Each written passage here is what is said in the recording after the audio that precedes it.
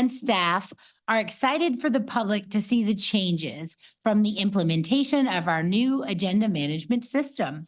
The new platform is aimed at improving both our internal processes and your user experience.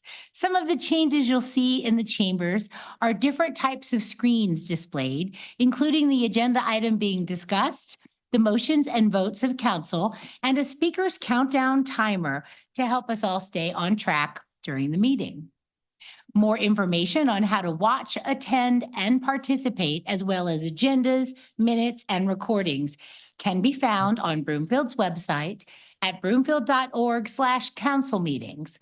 Once again, since it's new, it's broomfield.org/council meetings, all one word. Kateria Beta, Broomfield's Director of Information Technologies, is present this evening and available for questions. If questions come up later, they can be emailed to info@broomfield.org. Our agenda this evening includes 3 study session items. Seeing there are no concept reviews on the agenda this evening, there will not be any public comment. You can watch the study session live on Channel 8 and through live streaming at broomfield.org/council meetings. For our hearing impaired residents present, we have wireless headsets available through our AV team in the back of the council chambers. Our first study session item this evening is an overview and update regarding coordinated efforts to update development plans and regulations. Council has a copy of the agenda memorandum, which I'll ask our staff to summarize. Thank you, Mayor. So yes, so our cheese has all been moved as we look at I thought, where's my agenda? Down here. And I have it. Ms. Bertanzetti, your cheese has not moved with regard to presentation. Please introduce this and walk us through. Thank you. Thank you. Good evening, Mayor, Mayor Pro Tem, City Council. If I could have the next slide, please.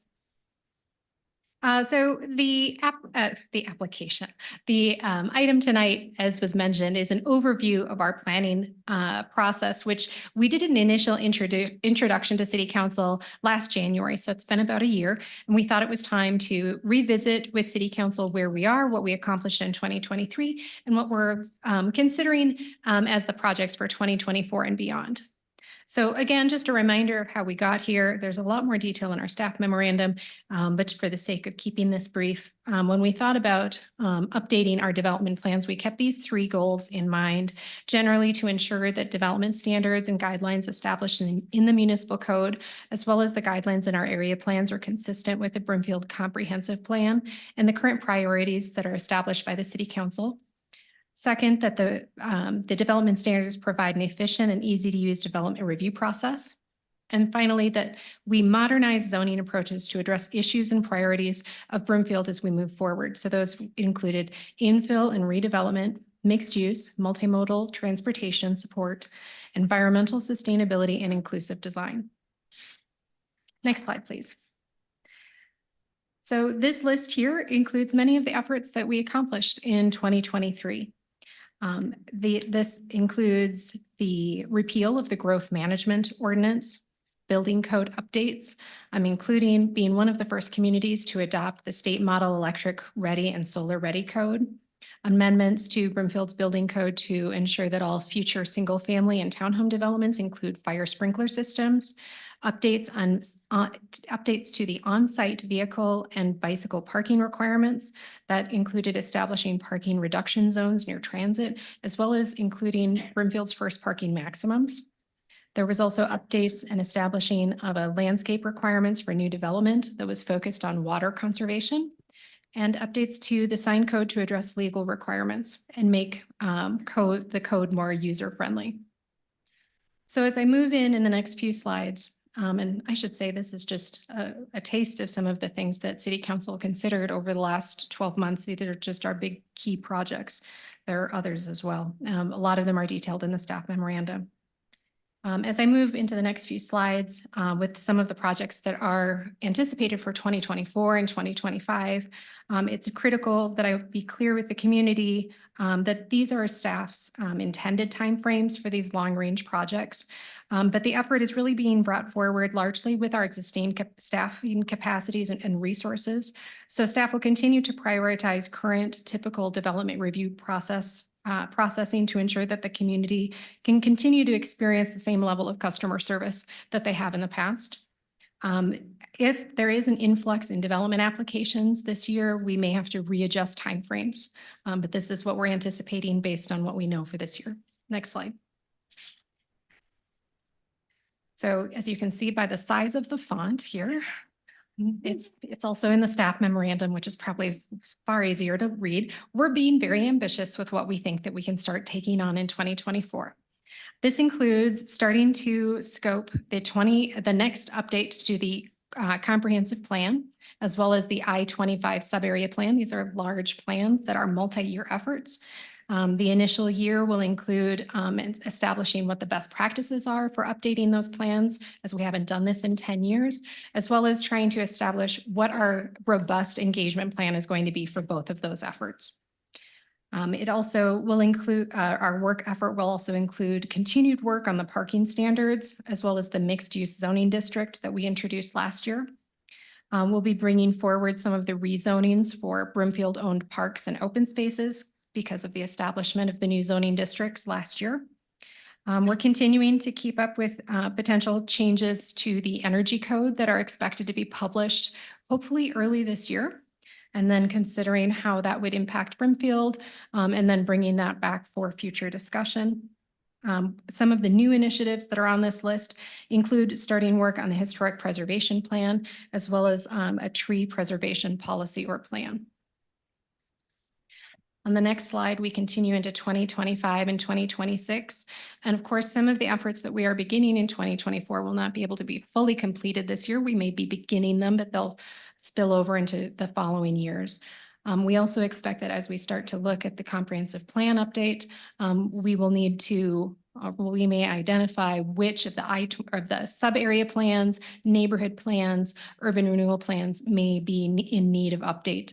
We need to ensure that the goals and priorities of the updated comprehensive plan are aligned and current with what's in those other planning documents. So we expect that there may also be some additional code efforts that come out of what happens this year with those other efforts in 2024. And those will be added to the 2025 and 2026 work plans. Next slide, please. So this study session provided an overview, a lot of information about the multiple projects that the Planning Division, as well as the Building Division, plans to take on in the next couple years. Some of these projects have been introduced to City Council before at prior study sessions, but some of them may be new to City Council and to the community. The primary purpose of tonight's study session was to provide you with an update regarding this overall planning effort that we introduced last year and said would be a multi-year effort. Staff is beginning to work on some of these projects that are identified for 2024, and we will be bringing these back to you over the course of the next few months for additional study sessions, and we look forward to your thoughts on these projects. Thank you. That concludes my presentation. Thank you very much, Ms. Burton-Zetti. And I don't want to embarrass you, but I received high praise from the governor's office after their meeting with you. And we're just so fortunate to have you as part of our team. So thank you for this. So does any member of council have any questions or comments? And we're going to be raising our hands by pushing a button, except for Councilmember Leslie, who still gets to voice vote. So, or just let me know. I'm watching my screen. Who's going to be first? Okay, Mayor Pro Tem. Thanks, Mayor. And no, I didn't lose a bet. I did this on my own, but I will say, don't bet against, Abby's not here, but don't bet against the Bills. That's all I'm saying. So I thank you for this presentation. It's great to look back on all of this work that has occurred since 2020. Obviously, there's a lot of things that have changed since 2020, and we've continued to evolve and work in tandem with that change. So I'm very proud of us for doing that. Starting off at the top of this memo, there were a couple of questions that I wanted to ask that kind of set up the rest of this. So one of them is around the neighborhood meetings. This is something that we've expanded in those since 2020. And I wanted to make sure that this is something that neighborhoods are actually utilizing. Are those neighborhood meetings, people are attending, and are we trying to resolve some of those issues up front? Or are really neighborhoods just continuing to wait until later in the process to be involved and bring some of these seismic changes up that are much harder to address at that point? Thank you for the question, Mayor Pro Tem. It's a little difficult to answer that as a blanket statement. Do people attend neighborhood meetings? We actually have a fair number of people attend neighborhood meetings, especially when there's projects in close proximity to residential neighborhoods. I'd say that neighborhood meetings that are primarily in commercial areas, we have probably less attendance, but that's not to say we have no attendance. It just might be 1 or 2 people instead of 10 to 50 individuals that we might see with a project near a residential area. We do a lot of these meetings virtually, although if we anticipate there will be a lot of community interest, we have guided our applicants to do them in person. And most of the time, our applicants take our advice. And so we have kind of a mixture of neighborhood meetings that occur in person and virtually. We also have applicants, fortunately, that are very willing to meet individually with residents that have expressed that they prefer not to meet virtually and would like a one-on-one meeting later. We have a few projects like that, and we've been very fortunate to have applicants that are willing to do that. In terms of the ability or the willingness for applicants to address comments, I think that for the large majority of our projects, applicants do use the neighborhood meeting to their advantage in terms of hearing what the concerns are from the community and being able to try to incorporate the changes that they can to their plans prior to proceeding through the development review process. They do provide staff with a summary of what the meeting minutes were per se. We actually have a fair number of staff attend the meetings. We try to have a staff member attend as many of the meetings as we can. So we have a fairly good experience of knowing what's occurring at the meeting. That doesn't mean that the applicants are able to fully address all comments that are occurring at the neighborhood meeting. So there are instances where applicants are not able to address comments, and those comments continue to be shared throughout the review process until it gets before the city council. Great, thank you. And you had mentioned the online concept review, which is something also that has occurred since 2020. How has the development community responded to those online concept review process? So we do get a fair number of projects that come through and ask us about it. I think that for the most part, the projects that have gone through the online concept reviews have viewed it favorably. There is less engagement with it. It's a less direct opportunity to get feedback. And so projects that really are a little unusual, a departure from our code, perhaps are more likely to have interest from the community, we will guide them. We require them to then be in person, actually. But in terms of the development community, I think that they appreciate having the opportunity to have a more expedited process that still allows them an opportunity to present their request to the city council, the Land Use Review Commission, and get some public testimony through the Brimfield Voice. So I think it still provides that, although it is, like I said, a little bit less engagement for them. Okay, thank you. Looking through the timeline for those kind of goals for the 2024 to 2026, looking at those, I just want, as I look deeper into the list for 2024, it seemed that there could be a possible, I guess, issues that could be potentially be contrary to one another. And when I started reading that, the thing that started giving me some pause was that I don't necessarily want to go through these and update some of these plans to only just basically improve or update the status quo, but I want to really ensure that one, we are questioning the status quo and ensuring that, that we construct and that we redevelop better than we have before. So, and really kind of thinking about that. So I view this as much more of a kind of a future planning as opposed to just an update. Is that kind of how you're presenting this? Is that it is much more of a future planning? I believe so. We may have a few things in here that we are saying are updates. For example, the parking code is bringing that back for an update because we just brought it in the fall. But the topics that we will be bringing forward are definitely more than just a small update to the code. They are potentially large changes to the parking ordinance that would be revisited by City Council later this year. So the word update isn't intended to reflect the scale perhaps of the potential topic. Okay.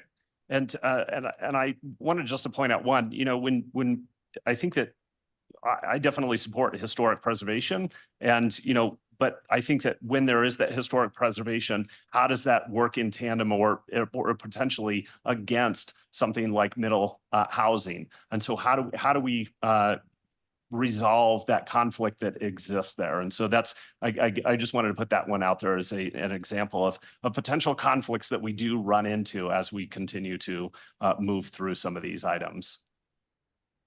Let's see, I have about 2 minutes left, so I better get moving. You can have a second. Oh, thanks. So updating, let's see, make sure, yes, updating the residential,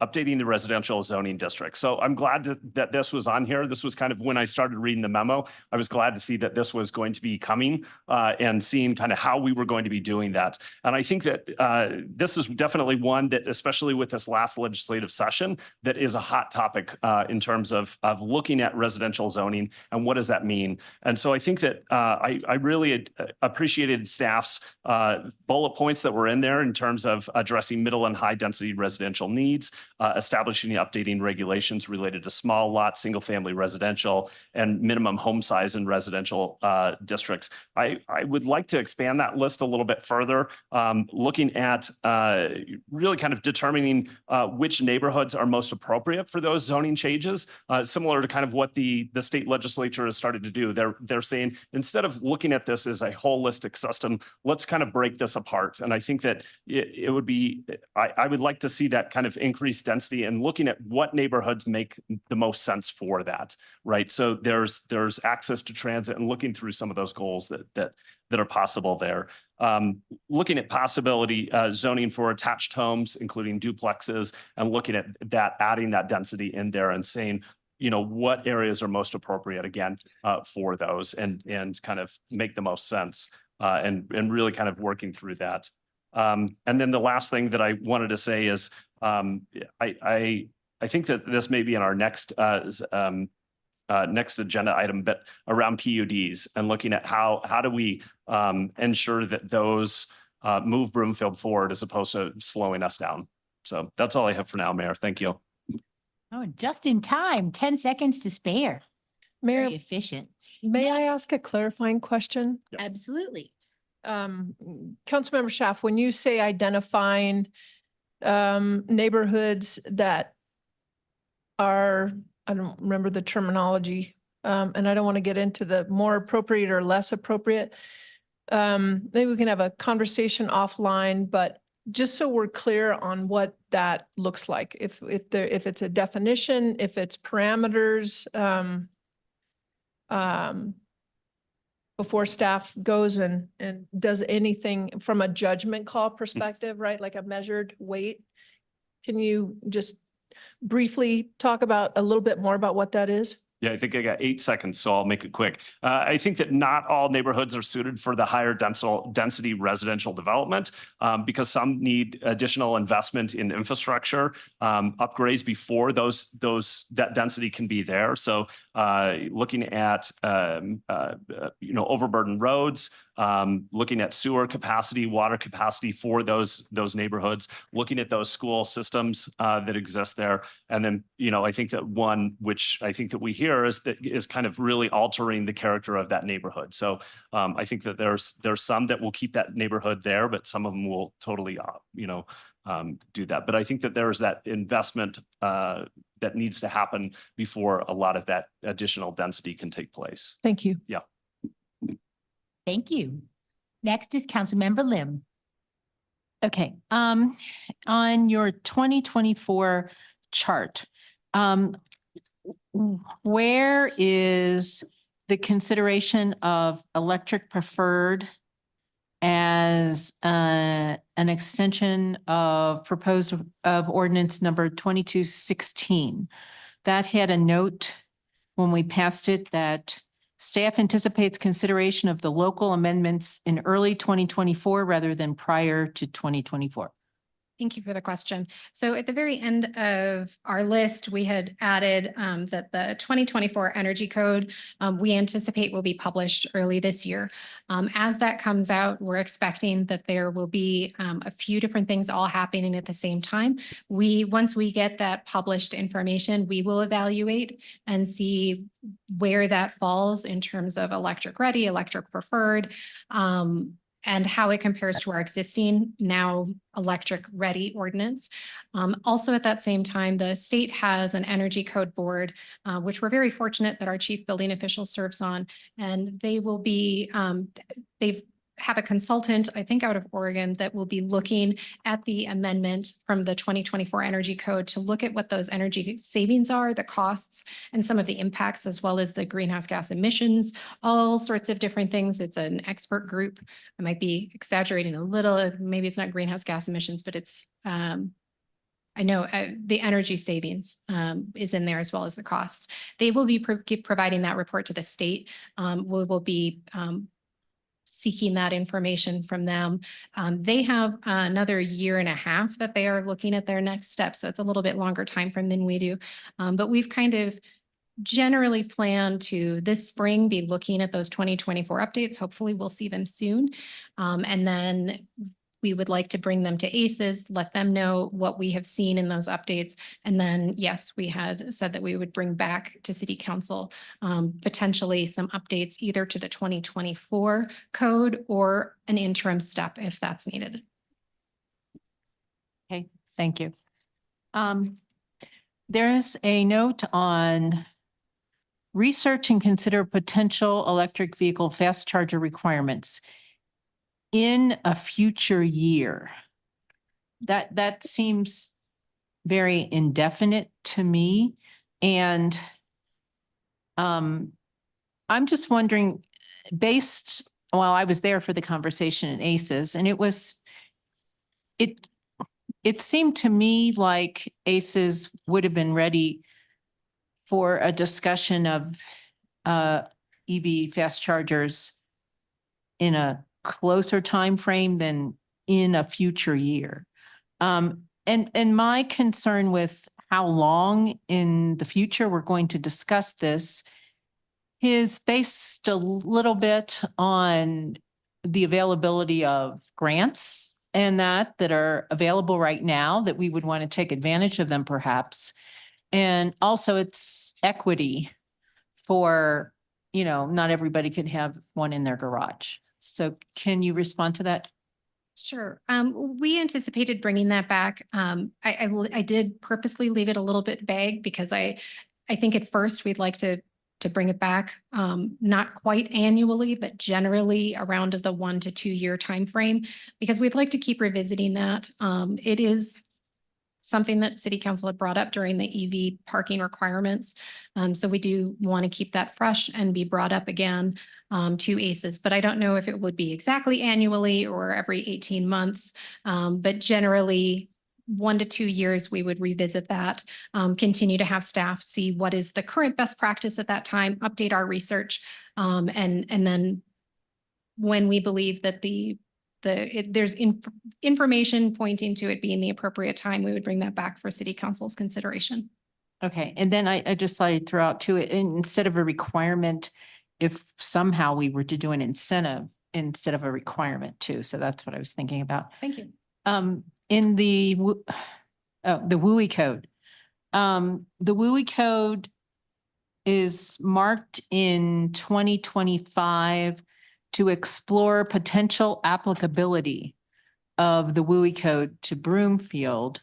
And I just wanted to, I think that staff is aware of this, when that WUI code, we only have, once it's set by the state in 2025, we only have 3 months to implement that. I mean, I actually testified that against 3 months. I asked for 6 months, but at the direction of the staff.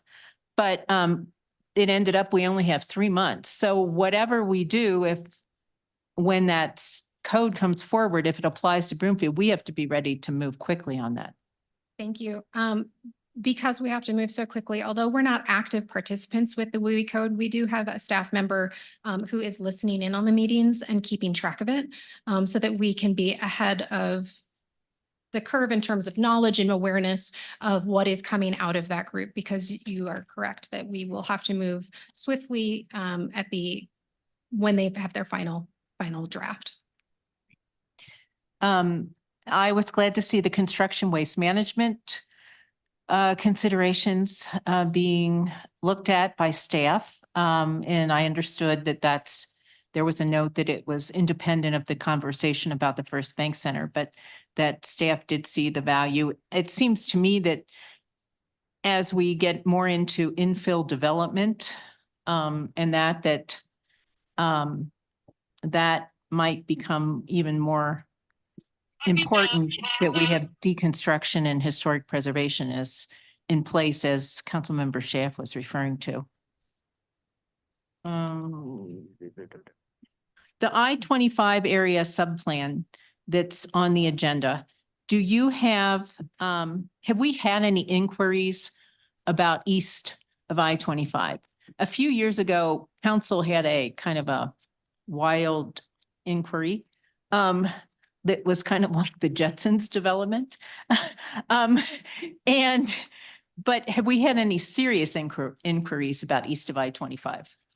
We do have probably a couple times a year receive inquiries for the east side of I-25.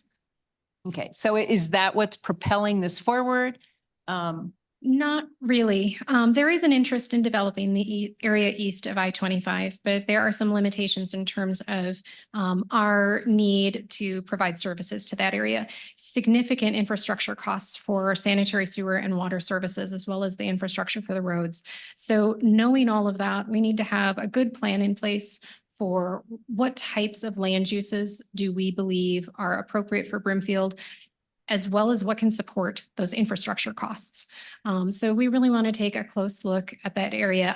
Really from about Huron Street, which is west of I-25, all the way to our eastern border, and from about Colorado 7 to the north, so that we can do appropriate planning for the transportation network, the infrastructure, and really be prepared for when that area is ready to develop. So this is very preliminary pre-planning, so that when we have those conversations, we're guiding people to the right land use mix. Okay, great. Thank you. Those are my questions. All right, thank you. Next, we have Councilmember Marsh Holston. Thank you, Mayor.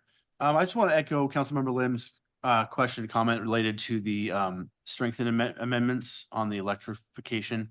It was my understanding also that we were going to be looking at potential strengthening amendments early this year. And so I was a little concerned that I didn't see it in there, but I understand needing to wait until the 2024 code comes out.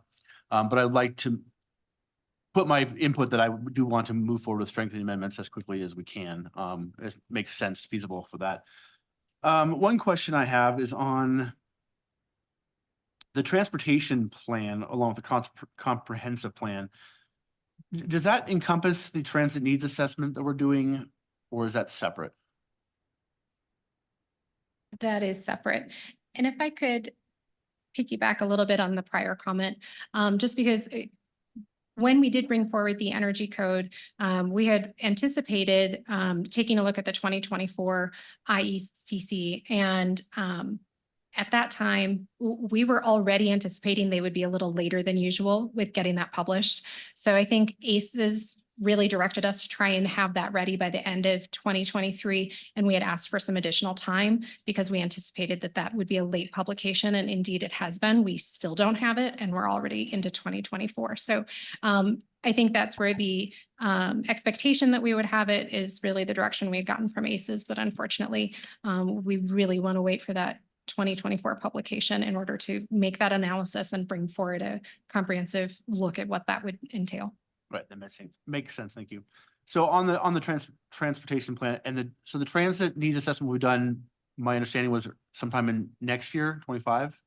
The transit needs assessment is ahead of the transportation plan. The transportation plan is usually done every 10 years as part of the comprehensive plan update. And will they be tied together?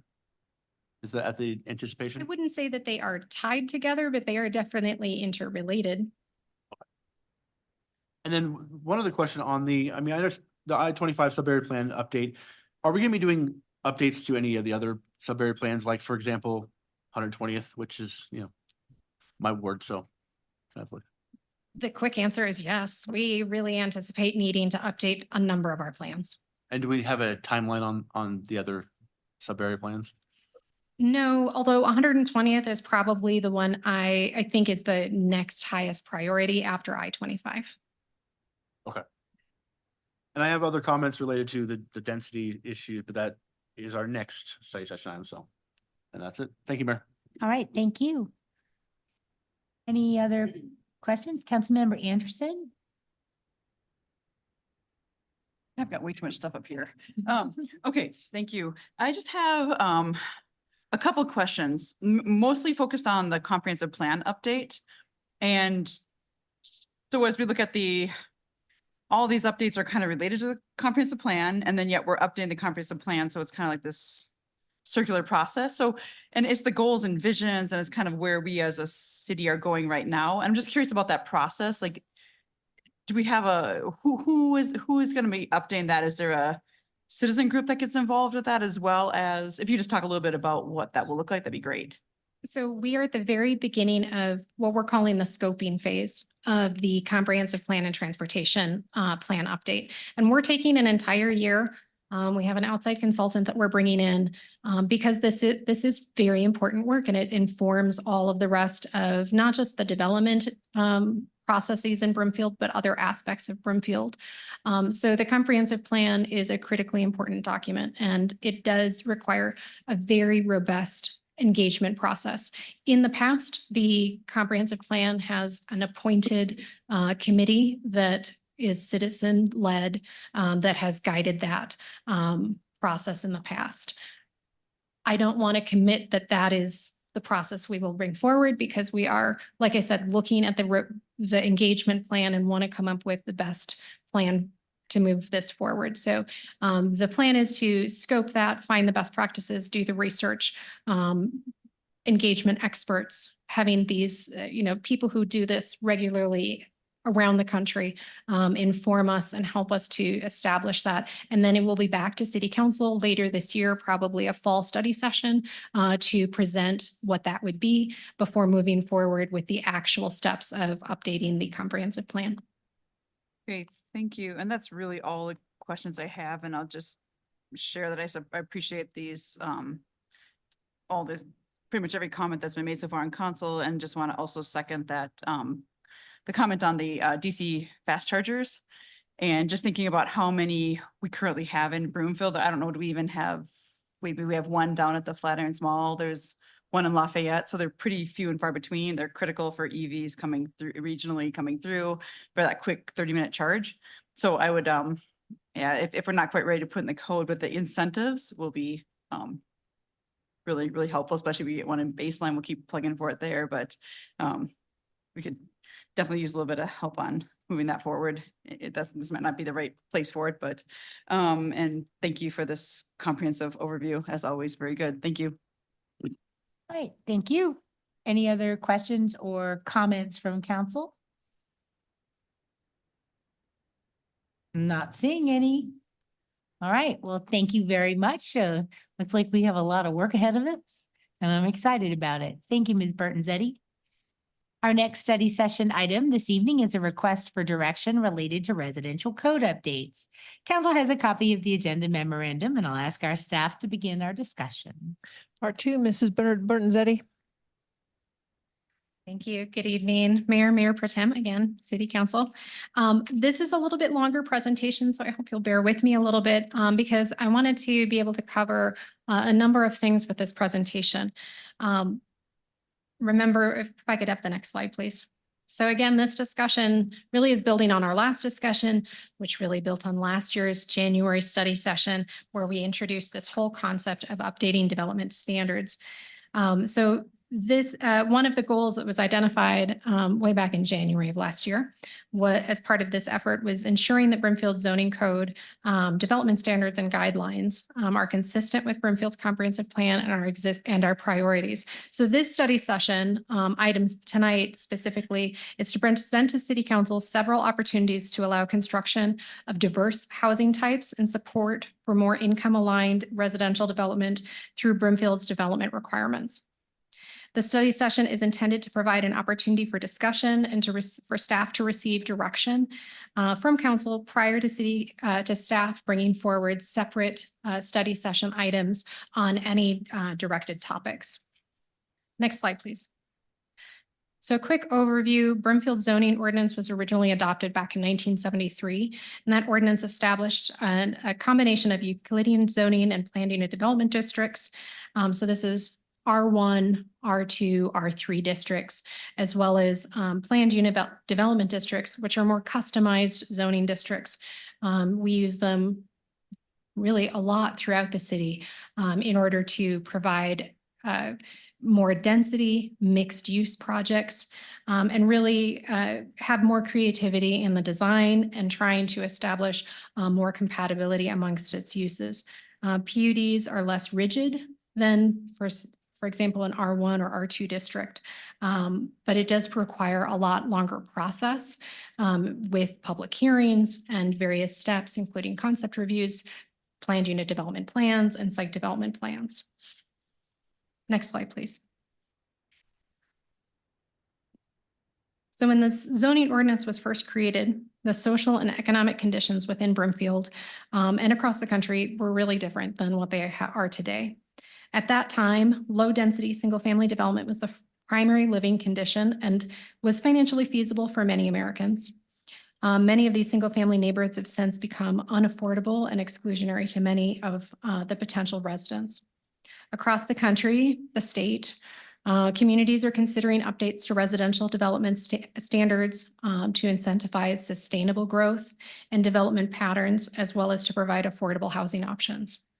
In 2023, Senate Bill 213 was proposed. The bill was intended to address housing needs across the state. The bill would have preempted local authority in some areas of residential development. Although the bill did not become law, it is expected that in 2024, portions of the bill will likely be reintroduced for new consideration. Discussion around these topics, such as regulations of density for transit corridors, accessory dwelling unit regulations, and occupancy limits, continue to be key points of discussion in our community as well as in the region. Based on Brimfield's September 2023 housing needs assessment, housing prices within Brimfield have steadily increased over the past decade, resulting in significant numbers of cost-burdened individual households within Brimfield. The cost burdened means that households, meaning more than 30% of the household income is spent on housing. In 2021, 45% of all renters in Brimfield were cost burdened, with 20% being severely cost burdened. The assessment also identified that in 2021, there were 1,662 units shortage of rental units in Brimfield for those earning less than $50,000. Next slide, please. Staff identified 3 goals for updating Brimfield's residential development standards. Those are on the screen and also in the staff memorandum.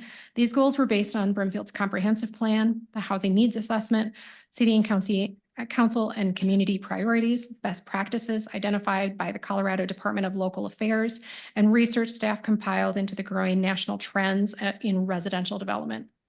The Strong Communities program, which is run by the Colorado Department of Local Affairs, identified a list of best practices, and the Strong Communities grant program is collaboratively managed by DOLA, DOLA's Division of Local Government, DOLA's Division of Colorado Energy Office, and the Department of Transportation.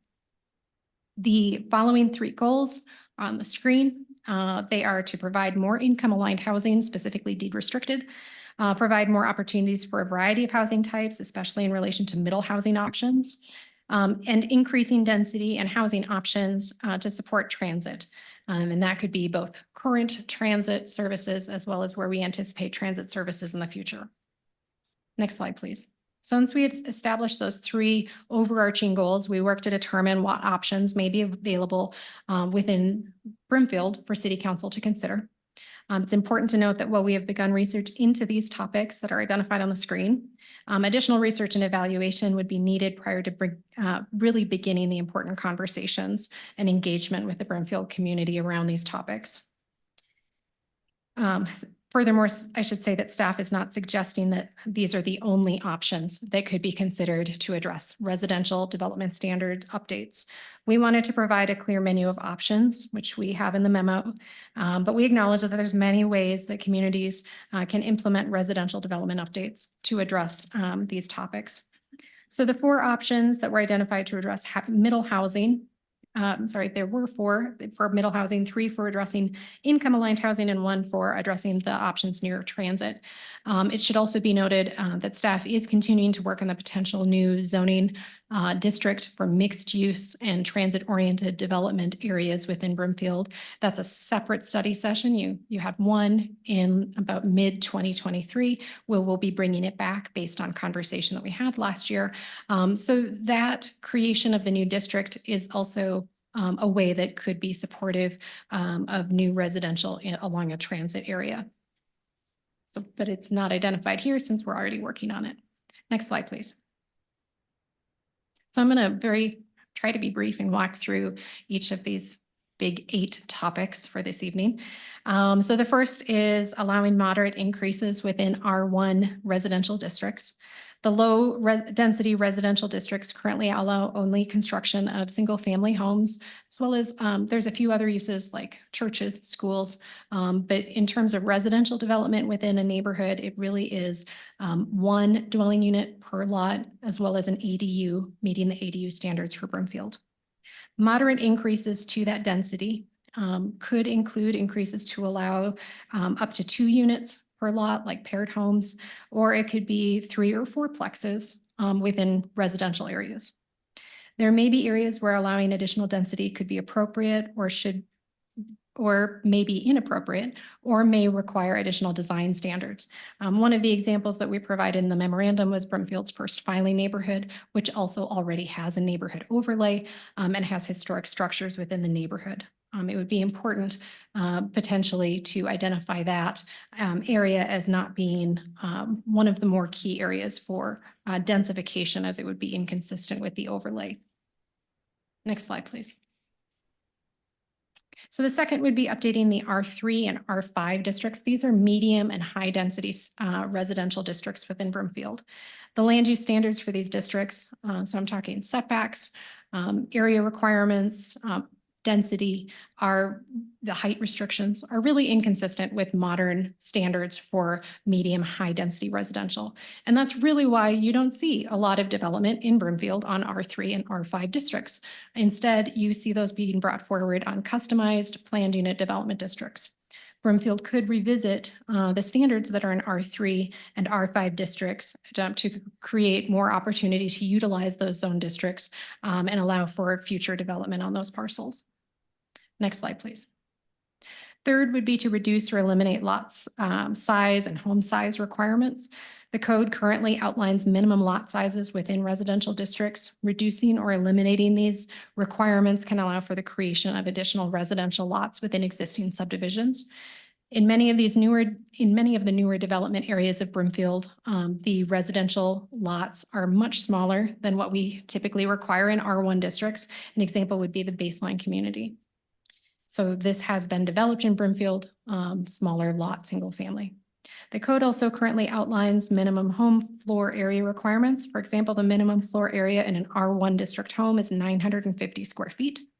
Additionally, Brimfield requires a minimum of 400 square feet for each resident within a household. The minimum floor area requirement really prevents the opportunity for tiny houses within the community.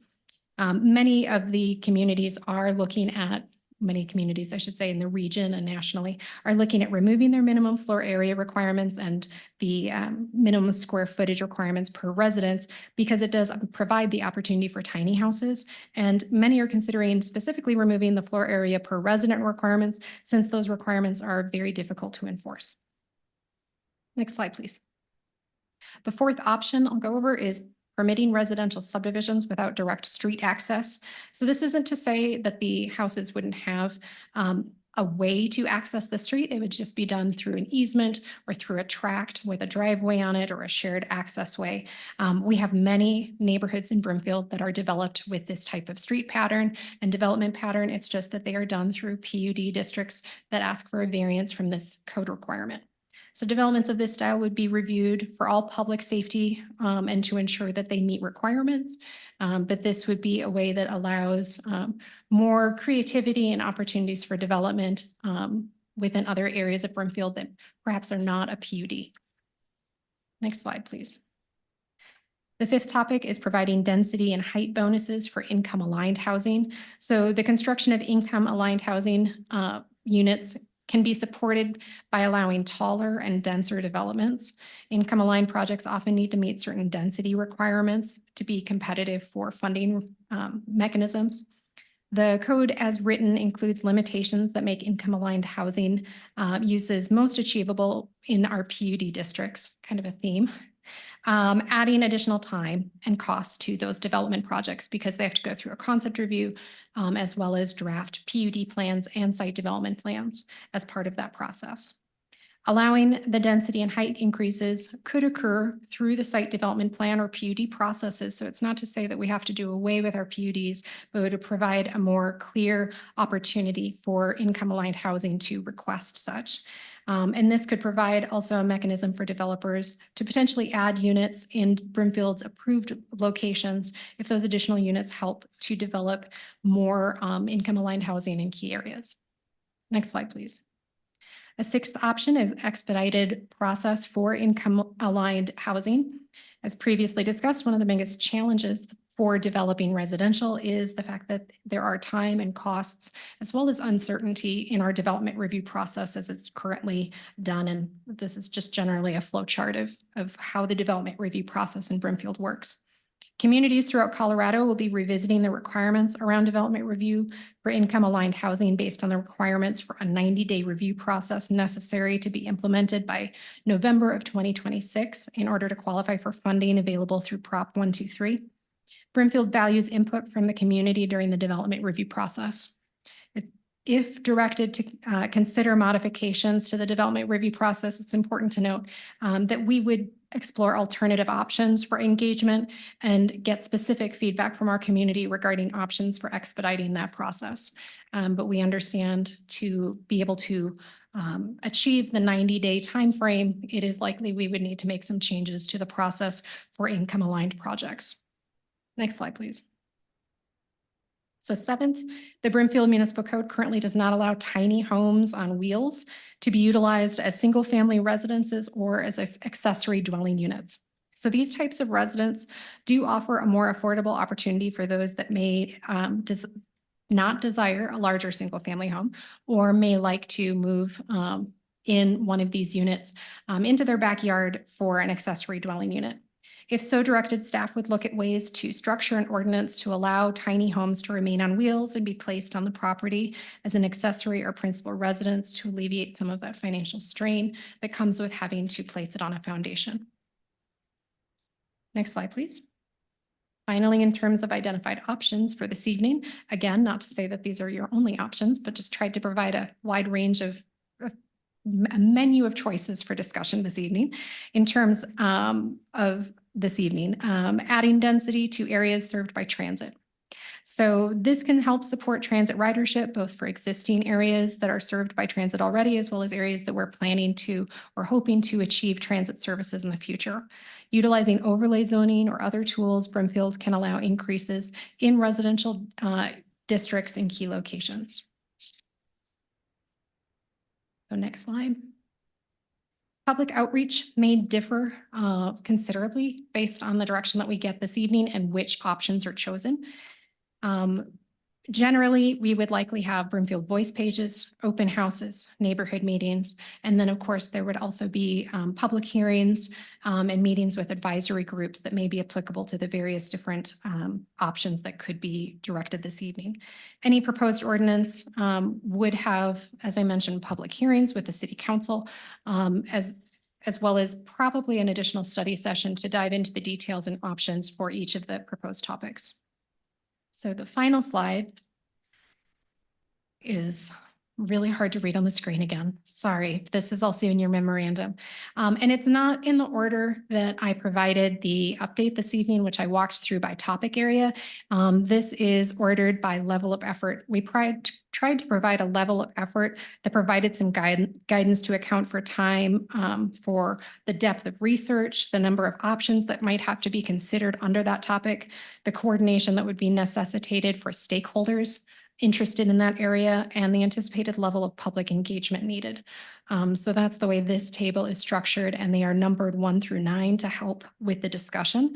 It'd be helpful if council could inform staff of their top 3 options for staff to bring forward.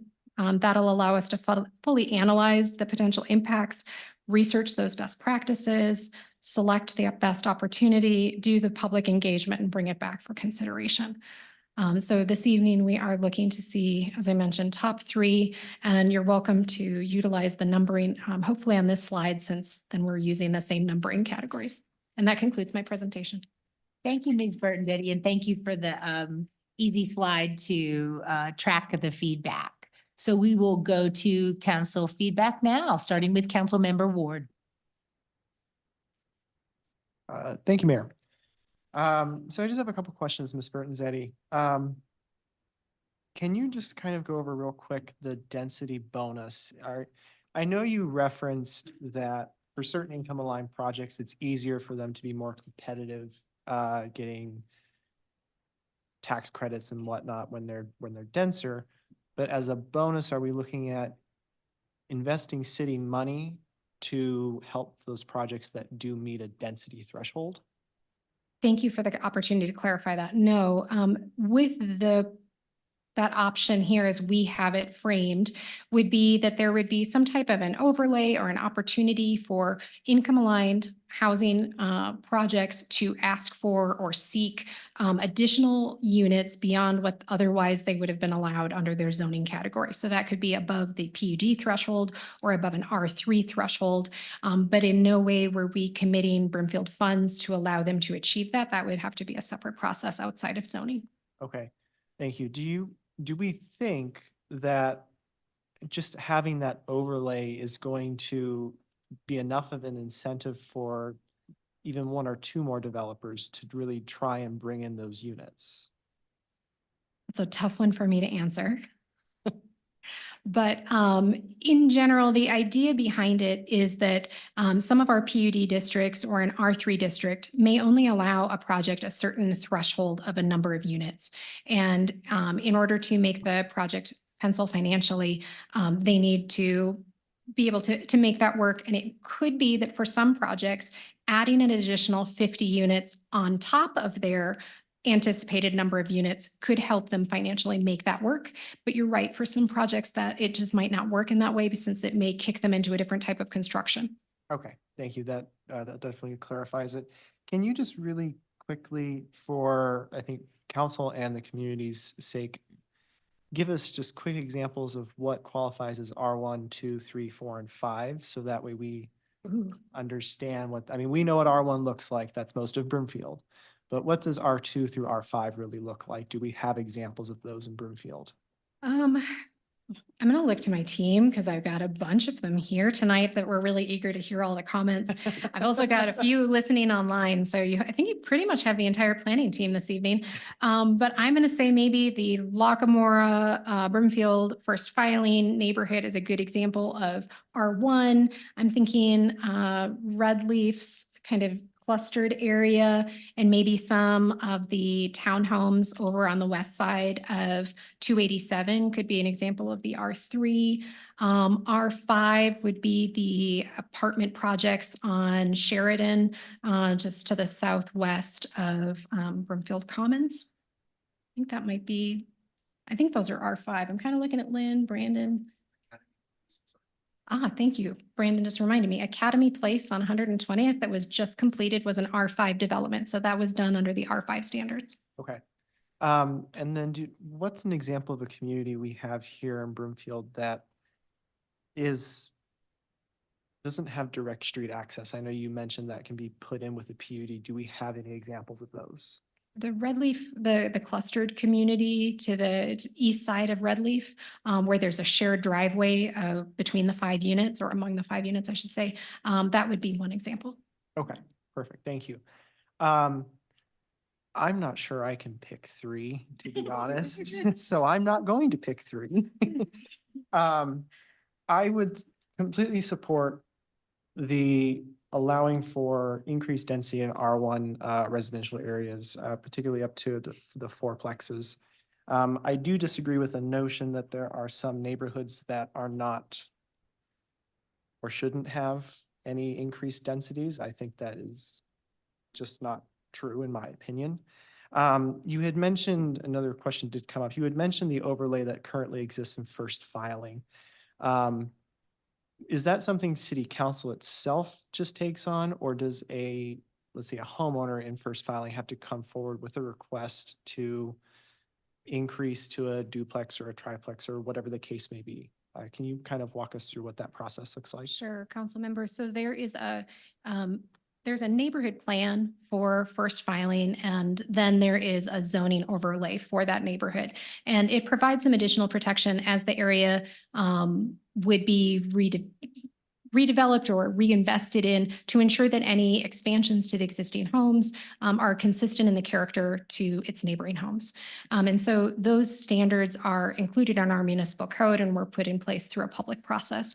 If someone were to redevelop, they have to follow those standards. If there was an interest in modifying those standards or in removing the standards, it would have to come through another public process, which could be city council directed. Okay, thank you for that clarification. Completely fine with modernizing the standards for R3 through R5. I appreciate the density bonus. I think that would be important. I do think it is important that we reduce our lot size requirements along with maybe a reduction in just home sizes themselves as the minimum. And then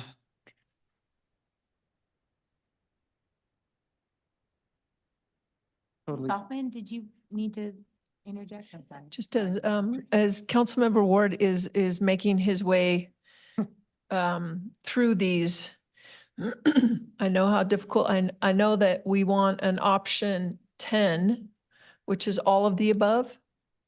That will eventually happen, but it's not going to happen from a strategic perspective of execution. So we need to ensure that council is because if we're not able to prioritize, we're going to go with 1, 2, and 3 is primarily the default. And so as we continue to talk about goals and priorities, if we have 9 on the list and all 9 are a priority, 1 is going to get done, 4 are going to get done kind of, and the rest, we're not going to have a plan in order to execute in order for them to get done. So if we could just really be mindful about what it looks like, it's more of a question of when. So how quickly could we do 1, 2, and 3? And what happens in 1, 2, and 3 that will then influence the medium and the low? So the goal is anytime that we're strategizing, particularly the reason that the planning department thinks that they're high is the influence and impact of what comes next, because they're all interrelated. If you wouldn't mind, Councilmember Ward, can I ask a question? Sure. That might help other folks? So if we were to choose the low and some mediums, would that increase the amount that could be done? Because the low hanging fruit I look at don't require as much effort and they don't have as much impact. So how do we get the most bang for our buck? We go with 1, 2, and 3. Okay. And your reasoning and question is sound, and it's one that staff continuously goes back to. So again, from a capacity perspective, and not just like adding more FTEs will be able to do the whole list. It just doesn't work that way, right? So again, from the structural perspective, taking into account all of the other code updates, taking into account everything else that is in the planning stages for 24, 25, and 26, whether it be transit or transportation. Again, it's the cumulative effect on these items that we think that we can move the needle. So school of thought, yes, if you want to do 2 highs and not 3, and then we can come back to you if we do the 3 lows, right? But then we're going to get into this whole, kind of the trade-off pieces of if not all of it can happen, what isn't going to happen in order for the top 3 things to happen? So Manager Huffman, let me ask you this question then. Because I personally view the increase in density inextricably tied with reducing of lot sizes and reduction of home size requirements. I, in my mind, cannot separate those 3 things. Okay. I just Yeah. can't really do that. Which is why I have a hard time with pick 3, because, 2 of them, like number 2, I see is linked with number 6 and number 7. That's fair. So I'll ask you this question. If we were to, let's say, do 1, 2, and 3, how long of a process are we expecting would that take staff to do? And then would staff then come back and say, okay, now we can do 4, 5, 6 and just make our way down the list? Or can you just kind of clarify that for us? Yes, I'm gonna have Ms. Burton-Zetti clarify that. And again, it's not a linear process to where if you do 1 and 2 and 3, then 4 is next on the list. I mean, again, it's going to be, we need to have it agile, particularly because we don't know what's going to happen at the legislature, right? That's going to influence. The EV ready, that's going to influence. The overall affordability with any other policy discussions or decisions that council makes, that's going to influence. So again, there's a lot of internal that we can control. And to that, Ms. Burton-Zetti, speak to that if you would, please. So looking at the first 3, and the original question was, what would be the anticipated timeline? Out of those 3, probably the one that we could see movement on the fastest would be the second, because there aren't as many R2 and R3 parcels in Brimfield. And we have a lot of really good examples of what can be done in medium and higher density residential districts based on our PUD plans that have already been approved and through public process in Brimfield. It's still a lot of engagement. There are properties within neighborhoods that are zoned R3 and R5. And so those 3 at the top are really high intensity, high effort because of the amount of engagement. That first item, adding density within our residential districts, that's impacting all homeowners in Brimfield and potentially needing to engage with all of our neighborhoods. And looking at the infrastructure that was identified, where can we support additional density? So that's a really heavy effort. I think that would probably be a 2-year effort for us to do in-house if we were to do it right and have the right amount of engagement. The second one, just because it is a smaller area that we're impacting, probably could be something we could achieve this year. And similar to number 3, because there are other communities that are looking at expedited processes, I think that that's something that we could bring back this year. Okay, thank you. So then I will say 1, 2, and 3, even though it still holds my notion that 6 and 7 are tied with number 2. But I will pick 1, 2, and 3 as the top ones I think we should be addressing. Thank you. Thank you very much. Wow, we have a full slate. Next is Councilmember Cohen. Oh, man. Councilmember Marshall should. Thank you, Mayor. I will echo everything Councilmember Ward just said.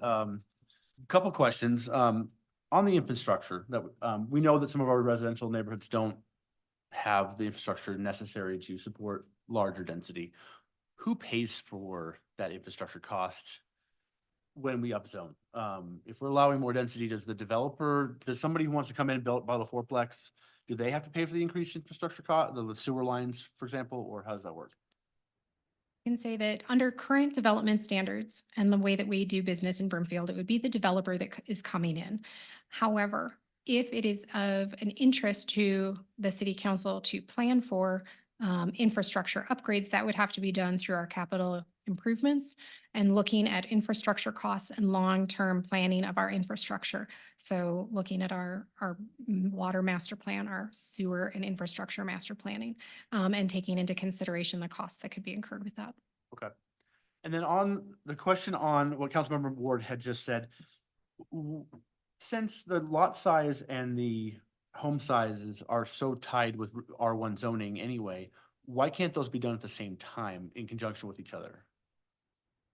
Could be that some of these topics are handled similarly. What we were trying to avoid is situations like some of our neighboring communities have experienced where the amount of changes got so big and so complex that it's hard for our residents and property owners to really understand what it is that they're providing comments on.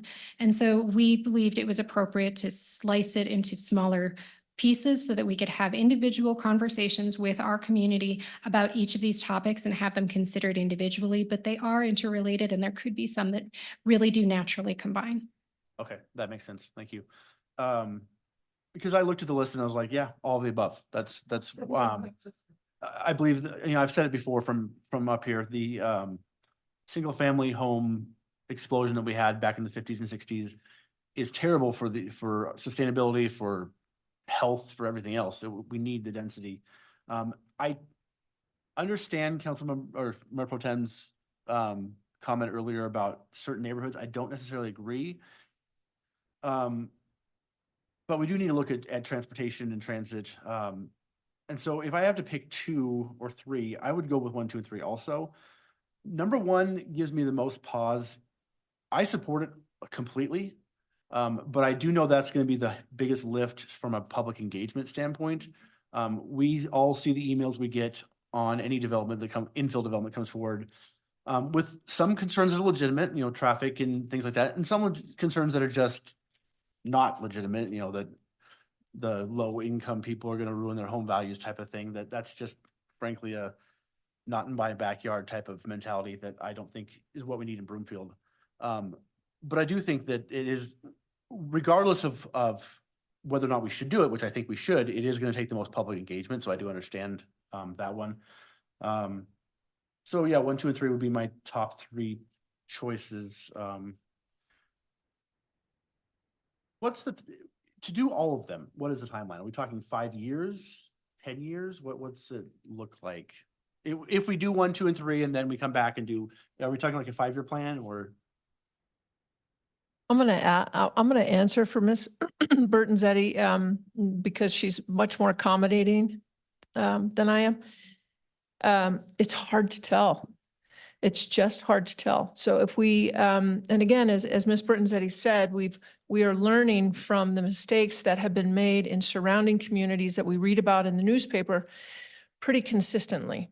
And so we don't know from each one of these where we're going to step in it, because we are going to. This is not going to be a smooth, continuously positive, engaging process.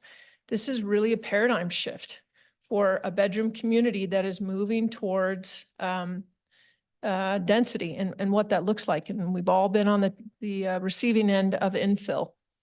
Everyone's favorite,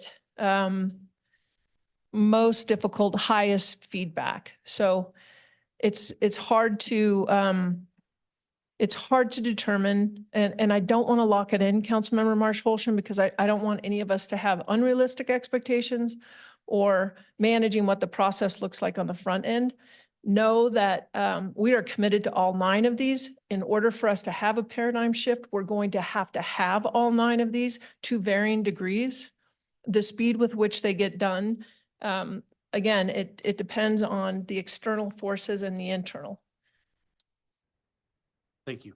And then just one other question that just thought of, I actually thought about it earlier, but if we are changing these zoning districts, what impact does those have on HOAs? I am going to let Ms. Burton Zeddy take this one. So that's a really big question. And it would really matter how we structured our ordinances and moved things forward. But homeowners associations have their own covenants that are privately enforced. So they're separate than our zoning code. So we can still, we already have today areas where Broomfield, I'm going to give a really basic example, would allow a 6-foot fence, but a homeowners association says you can't have anything higher than a 4-foot fence. So they can be more restrictive than we are, unless, of course, there's a legislative bill that happens to be proposed that states that you can't have private covenants or PUD plans that have that, but it's a separate issue. What we would have proposed, it would have to be written into the ordinance and be considered with each of the steps. And we can make sure that we do address both homeowners association impacts as we bring proposals forward, as well as how it applies to existing residential in PUD districts. Okay. And then you mentioned the legislation. We tonight say which of our top 3 priorities, what happens if the legislature tomorrow or this session obviously says we have to do one. Like one has to be done. What, does that change our timeline or how does that? What Yes. do we have to do to make up for that? Yes. So within the memo, and I tried to introduce it this evening as well, we're trying to do these efforts with our existing staffing and resources. It could be that we come back and ask for additional outside assistance from consultants, outside consulting firms.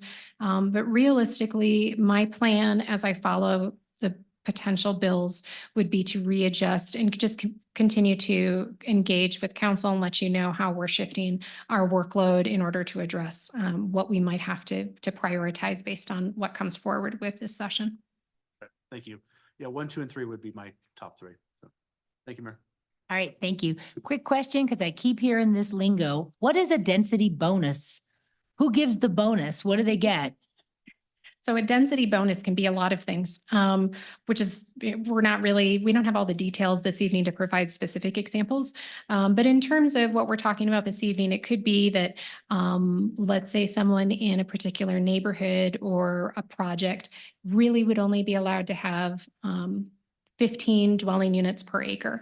But the code is then written to allow for additional units beyond that maximum if they meet certain standards. So they might have to be only income aligned units, or they might have to be in a certain area.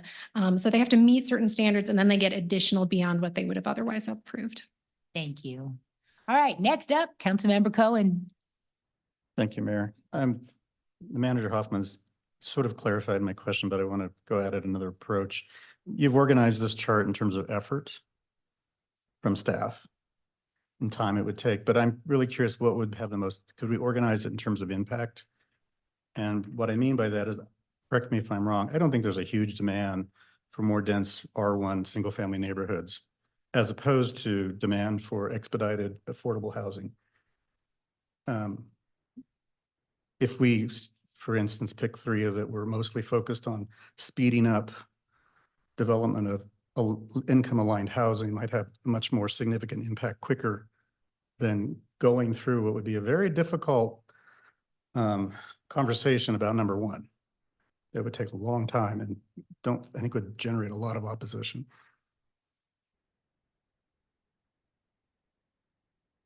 So that is why we thought about adding a column with impact, but it really varies because, as you mentioned, is there a lot of current demand for adding densification to our R1 standard neighborhoods? Perhaps not, but it would also have the largest potential impact on providing opportunities for more housing. If every single lot within Broomfield could suddenly be 2 separate houses on the lot, that's a lot of potential, but you're right that the demand isn't necessarily there. We do occasionally hear about people who want to put tiny houses in their backyard. You saw the letter that was submitted by the Broomfield Housing Authority that expressed that they have some partnerships there. So that is a lower effort, probably a lower impact. We're probably talking single digits impact of units, but could be a more quick impact. So it was hard for us to categorize, but you're right, there are some of these on this list that we may have to do. For example, the Prop 123 money, if we wanted to have that, that is an effort that we will have to tackle eventually. If it becomes a priority based on the discussion this evening, that's just how we will address it. I mean, number one would have the most impact because most of the city is R1. Correct. So it's just volume, quantity, though there's no one really asking for it, I don't think. That's correct. So I don't know if we'd have a high number of much impact there, a lot of struggle with each one versus I'm interested in the impact of expedited review of income aligned housing. I don't know, are we out of whack or is it just that our processes are long? And what would we take out of an expedited review? The expedited review is about 90 days that we would be having the goal for. Our process, including concept review, is probably about a year. So it's a significant change. We would have to find some way to balance our community's need and desire for community engagement with the push to try and provide the most expedited process and streamlined process that is not subjective in nature. So I'm not sure exactly what form that would take. That would have to be something we'd have to have a discussion about with City Council. Well, I'm curious in terms of expedited review, because if you did allow, for instance, more height, but in expedited review, there's potential conflict though, that if you're if I live to the east side of that and you block my mountains, which we do here a lot, and then that review suddenly gets a lot longer. Okay. Real quick question in terms of tiny homes. I know we opened the door to ADUs and got one out of that process, but I understand that one of the advantages of tiny homes is you don't have as much infrastructure. You don't have to have foundation. You don't have to have plumbing, correct? There are different ways to do it. It's just that the construction method is much easier, being able to transport. One of the reasons that the BHA is interested is in their letter, they expressed that there is potential partnership with one of the high schools. So the high school can build the unit on the site, and if the wheels can remain on it, it's easily transportable to its final destination. Whereas if it has to be stick built on the lot, then the housing can't be a partnership with that high school. Is it envisioned to be like ADUs, one tiny home per, it's a backlot home or tiny home villages?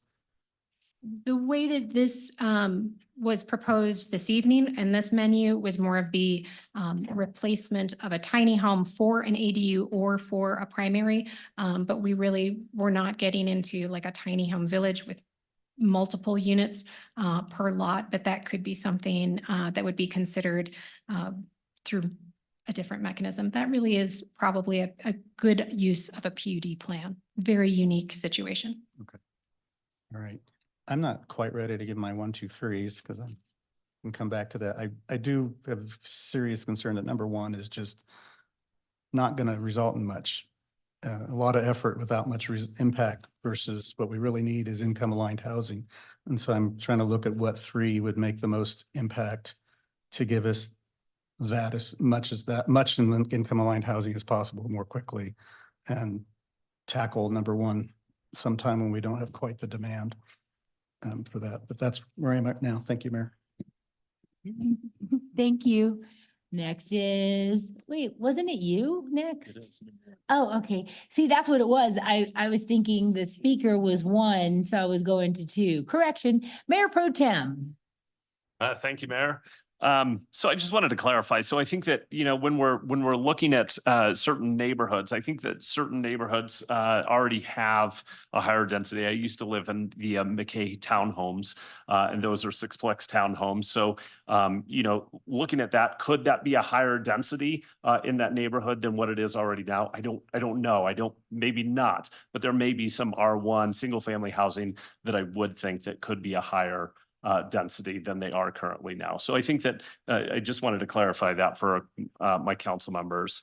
But I do think that as I definitely support number 1 to allow moderate increase in density in R1 residential neighborhoods. And I think that as we go through this, it would be interesting to I think necessary to go through here and find out what that criteria would look like for that increase in density. Looking at, is there sewer capacity? Is there water capacity?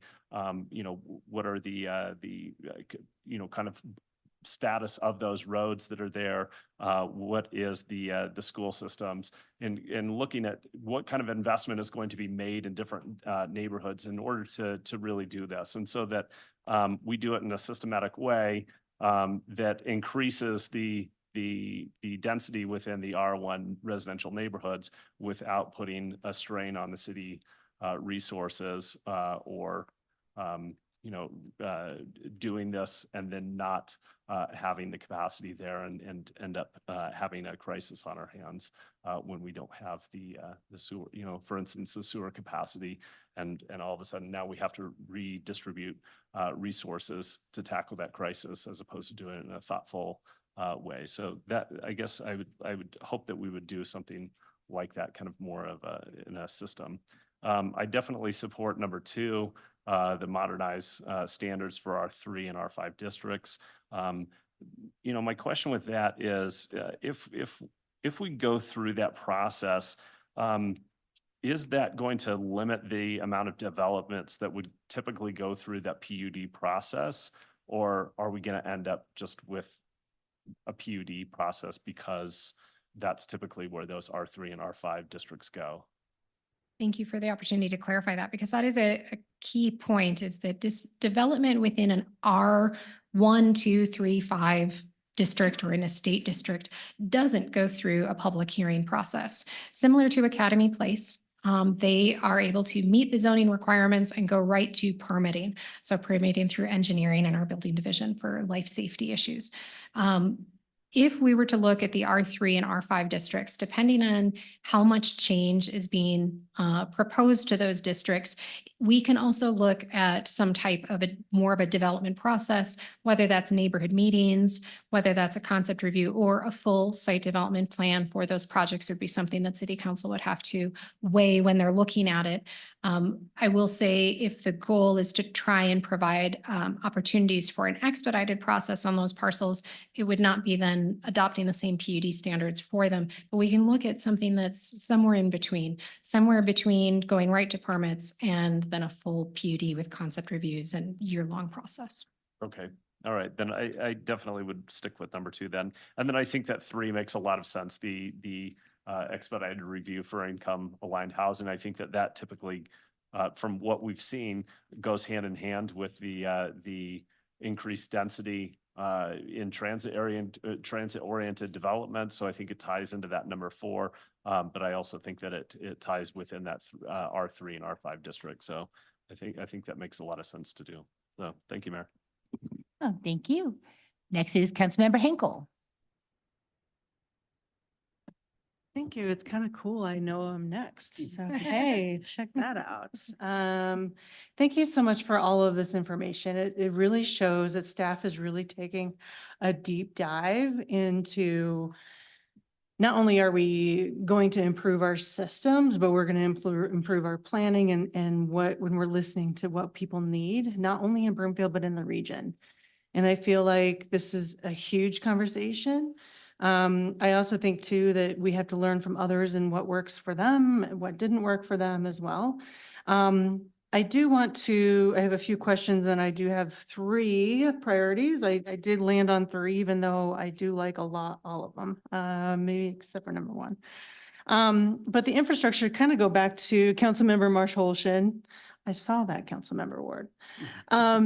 The infrastructure responsibility, could the responsibility be on the metro districts as well for the infrastructure, or no? If a project was being presented as part of a metro district and part of a development proposal, it would be likely that the metro district would then be responsible, as they are today, for improvements. If you're asking whether there's an existing metro district and say as an existing established neighborhood and whether they could be assigned additional infrastructure, no, that would require a separate process. They would have to be done with coordination with the metro district, but I don't believe that Broomfield or a developer or someone who is just interested in making a change to their property could automatically assign that to the metro district. Gotcha. Okay. Has there been any costs, and that sort of piggyback on what Councilmember Cohen had mentioned about ADUs, just the cost of like tap fees or whatever. Are there challenges in making tiny homes truly affordable? And because that's what Denver has come to find out. I was talking with Mayor Johnston the other day about this and how expensive it is actually to have tiny homes. What are some constraints with tiny homes? And can you explain that a little further? So the first one is a big one that you just identified. In other communities, it's tap fees. For Brimfield, it would be water licenses. But Brimfield already does not require a separate or new water license for a tiny home. When the tiny home requirements were adopted with Brimfield, we put a specific cap on the square footage. They can't be bigger than 800 square feet, and they can't be occupied by more than 2 people. And so the idea was that this is not any more impact than we would see through an expansion of someone's house to accommodate just additional square footage. So we are not currently requiring additional water licenses, which was just that alone is a $36,000 savings that would have otherwise been required. So that is not applicable to Brimfield, but you're right. In other municipalities, they do require an additional tap fee for some of their ADUs. In terms of limitations, some of the things that we hear is the requirement for owner occupancy. Brimfield requires that the owner of the property either reside in the ADU or the main house. We also hear that limitation of 2 people residing in the ADU makes it very difficult for renting, for utilizing, for being able to market it later for resale with the house. There are limitations, and it's just costly to build out a new unit, whether it's freestanding or if you're building something in your house. Construction and being able to modify the structure is costly, and adding those additional connections for extensions for your water and sewer. Okay, thank you very much. Yeah, I really feel like we do need more, tiny homes and, the accessibility for people to have that. I think it's pretty important, not only with ADUs, but with tiny homes. So I would like to say that number 2 is actually probably our best bet. To also piggyback on what Councilmember Cohen said, I'm not sure number 1 is just going to be as effective. We can say that we want, more density within R1 residential neighborhoods. I just don't think we're going to get it. And I think that the feedback from residents is going to be too much. But number 2, I feel like with modernizing the standards of R3 and R5 districts, this would definitely, I feel, cover also 6, 7, 8, and 9. I feel like if we can just modernize the standards, we can make that a part of the standards.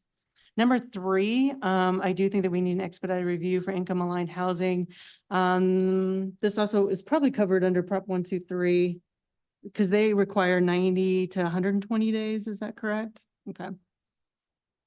I believe it's about 90 days, but I could be wrong. It could be 90 to 120, but I know that our goal, the discussions of the groups that I've been a part of has been how to get to 90. Has there been any discussion with staff too about how Prop 123 dollars are going to be spent? Because I'm hearing through, the mortgage assistance program, and now I'm hearing through you that we could use funding for this. Is this? I'm not sure we're going to get a lot of money out of Prop 123, so that's like the problem that I'm having in my head right now. Is staff sort of prioritizing one program over another, or do we know? So I wouldn't say that I'm directly involved in whether or how we would apply the 123 money. I think my role in it is just that if we do have an opportunity for it, how do we remain eligible? Because in order to be eligible for the funds, we have to have that expedited review in place by the end of 2026. So that's really just my area of focus there. Okay. Yeah, I think that's what is important about number 3 is that we have to be in alignment with, we want to have that money. And then number 4 too, we can't talk about density without talking about transit. We can't talk about transit without talking about density. So if we were to prioritize that, I would say 2, because I think it covers a lot of the low hanging fruit, and then 3, so that we can maintain an expedited process. I think that'll be most effective. And then number 4 with density and transit. Thank you. Councilmember Hinkle, if I may, you make an excellent point, which is on the 90-day. So going from a year down to 90 days, it is kind of to back to Anna's point, the significant shift that this council will have to make and this community will have to make is just that.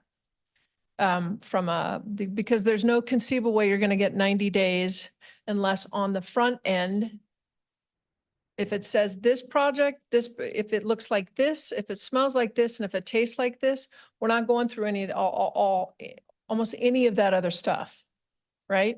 So council will have to decide on what that menu looks like on the front end. And then bequeath those requirements. So not a concept review, not the ongoing, 4-step, here's what I think, here's what I want, how about this, what are we thinking?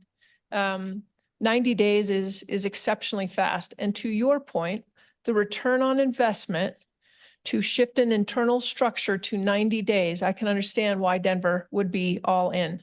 Lakewood, Aurora, right? Those larger ones, but to change an internal process to get to 90 days really requires us to be able to say, what does that money look like? Specifically what that money looks like.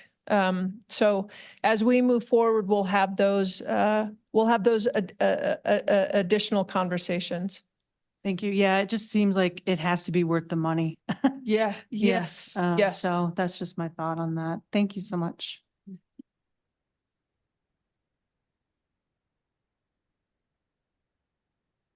There's a feature on this new software that allows council members to hit the button for a second round. But if they hit the button before a second round, it messes up the numbers for those who haven't gone their first round. So if you could unselect if you haven't spoken yet, let's get through the first round, because it does, if you jump in front of folks that haven't, it's easier for me to keep track. It just messes up the numbers. So I appreciate that.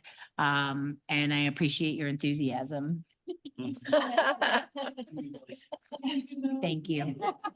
Next is Councilmember Nguyen. Thank you, Mayor. This is a very good presentation. And again, I really appreciate the work that staff has done this. So thank you so much, Ms. Berenzetti. Thank you and your team as well for being here. So, if I could, I choose all these, but obviously I can't. So, my recommendation would probably be like most of other councils, 1, 2, 3, just because I see it as a way of addressing the needs of our community and addressing really all of the other options as well by focusing on 1, 2, 3.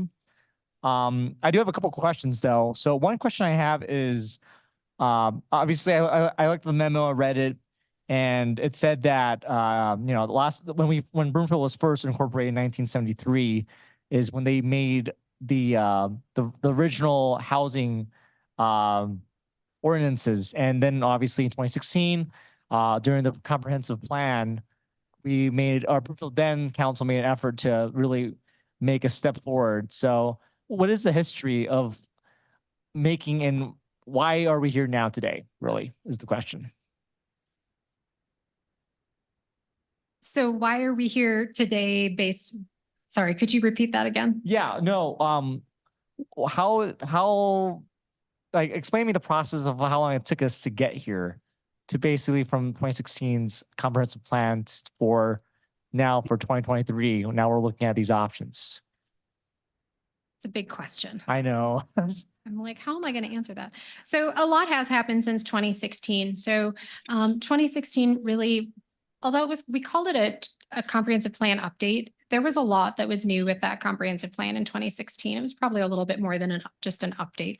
But we have not internally done a lot of code updates within Broomfield. A lot of our sub-area plans, a lot of our existing code that is written in the municipal code hasn't been updated in 10, 20, even 30 years. So looking at the 2016 plan, there were things that were identified in the 2016 plan, like updating some of our municipal code requirements, development standards, addressing housing, that we all needed to tackle. And really, it was coming up with how to do that. So back in about 2020, I think we really started to lay some foundational work for how we could update development review processes.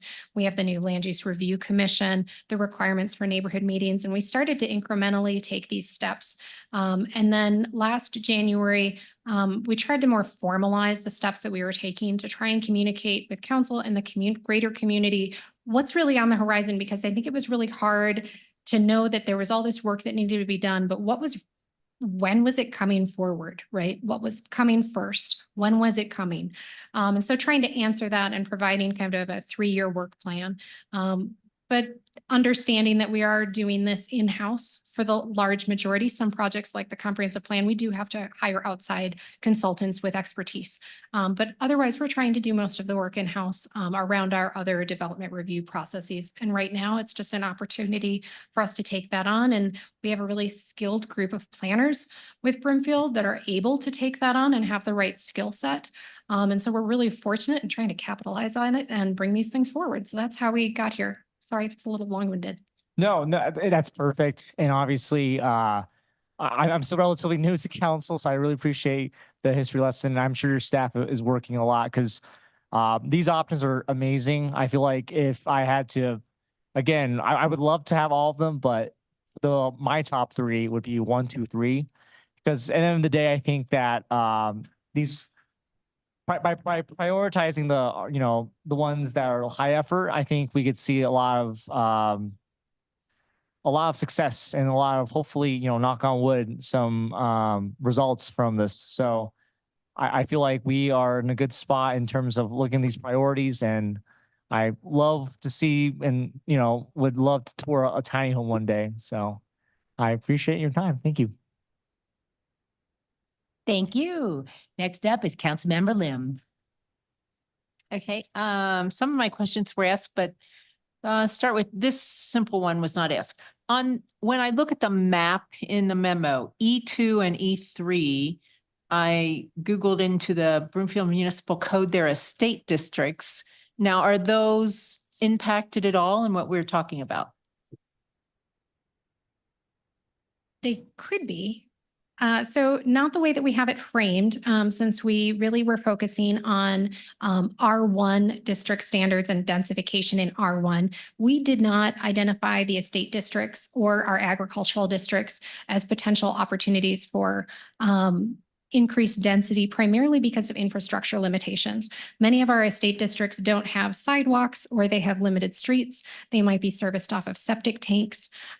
So they have different development standards. We do have some estate districts that do have all of those things.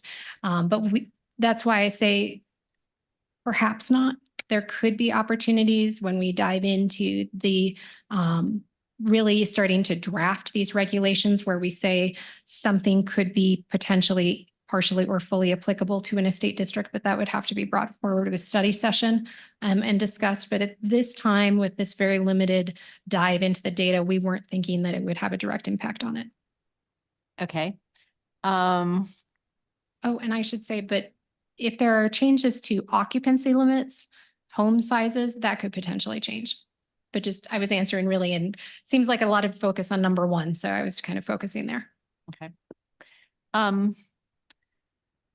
Modernizing the standards of R3 and R5. There was a note in there about it might go to just administrative review. But if I say I'm in favor of talking about option 2, I'm not necessarily in favor of sole administrative review. Is that okay? I appreciate that additional clarification. So that's a little bit back to what we were talking before as well, that there might be something that's between what they have today, which is going straight to permitting, and something that is as number of steps, as many number of steps as like a PUD plan. But we can probably find something that still honors the fact that we have a lot of interest in public engagement and review process for development proposals. So that would be something that it's good for us to have that feedback now, but would be something to discuss at the study session. Okay, good. So I guess I'm interested in what we can do to make our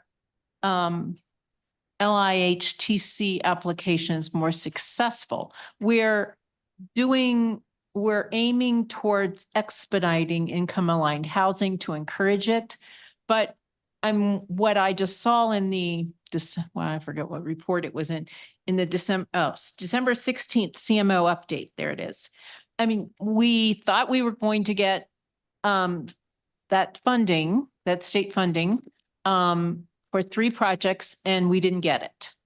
So if we expedite income-aligned housing, that's fine. But if we are still, I've gained some simple understanding. I'm sure I know it's more complex, but I've gained a simple understanding. You have to have all of these pieces fit together. So if we expedite it, but then we still can't get that funding, then we're not getting anywhere. Can somebody address that? Councilmember Lynn, I've asked Jeff Romine to come down. And I think it's a stretch to think that we were going to get that LIHTC funding for all 3 projects. It would be a stretch to think we were going to get that LIHTC funding for 1 project, let alone all 3. So again, staff can do as we move forward on these housing conversations, a deeper dive on, again, managing expectations, not from a council perspective or a staff perspective, but perhaps relatively soon, Mr. Romine and Ms. Tessier can give us a thorough understanding of the competitive nature, right? So again, there is a finite pot of funds and it's not a big pot. So the competition throughout the state, again, it's kind of the ready, fire, aim methodology.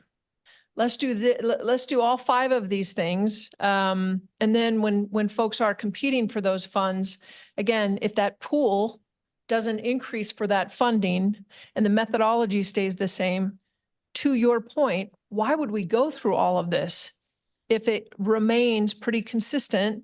Those hoops being relatively small to throw that ball through, for lack of a better term. Mr. Romine, can you just kind of briefly walk through what the level of expectation is, what the level of competitiveness is on those LIHTC funds? Absolutely. Mayor Pro Tem, council members, City Manager Hoffman.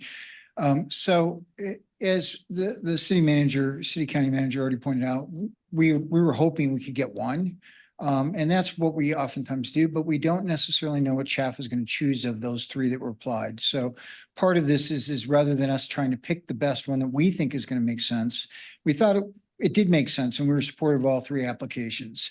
That said, as you're going back to your more formal question, which is how could we become more competitive? Some of that is about the expedited timing and the ability. One of the things that anybody that's bringing a project forward needs to assure is that they do have the right to develop.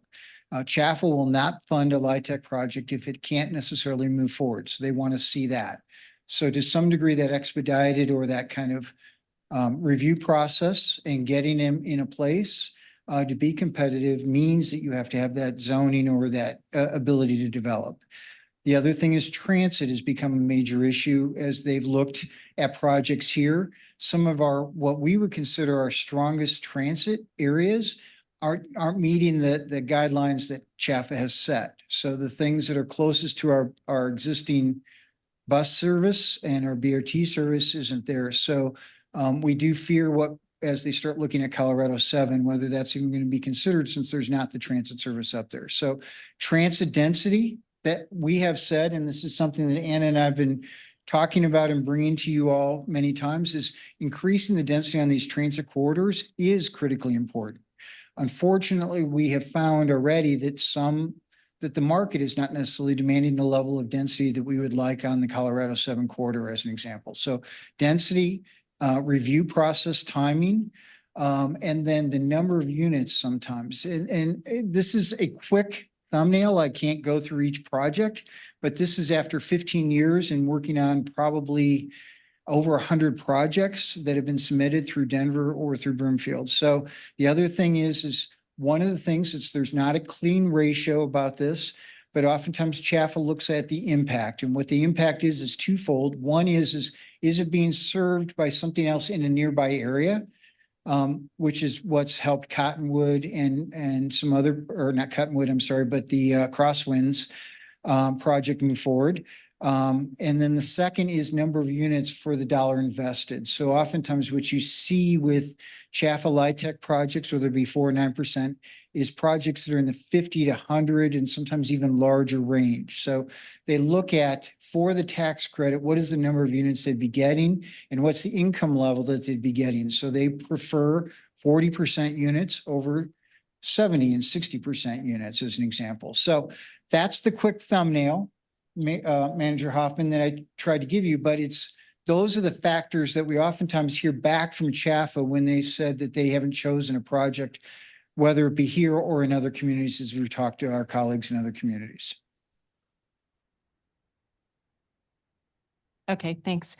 And then I guess there's the bigger question too, is that as we've approved a number of residential units, and the number is not the permits, the request for permits is not coming forward as we anticipated this year. So, I mean, that's part of what I understand as we cannot force the developer or put anything in our agreements to make them move as fast as we would like. That's simplifying things here.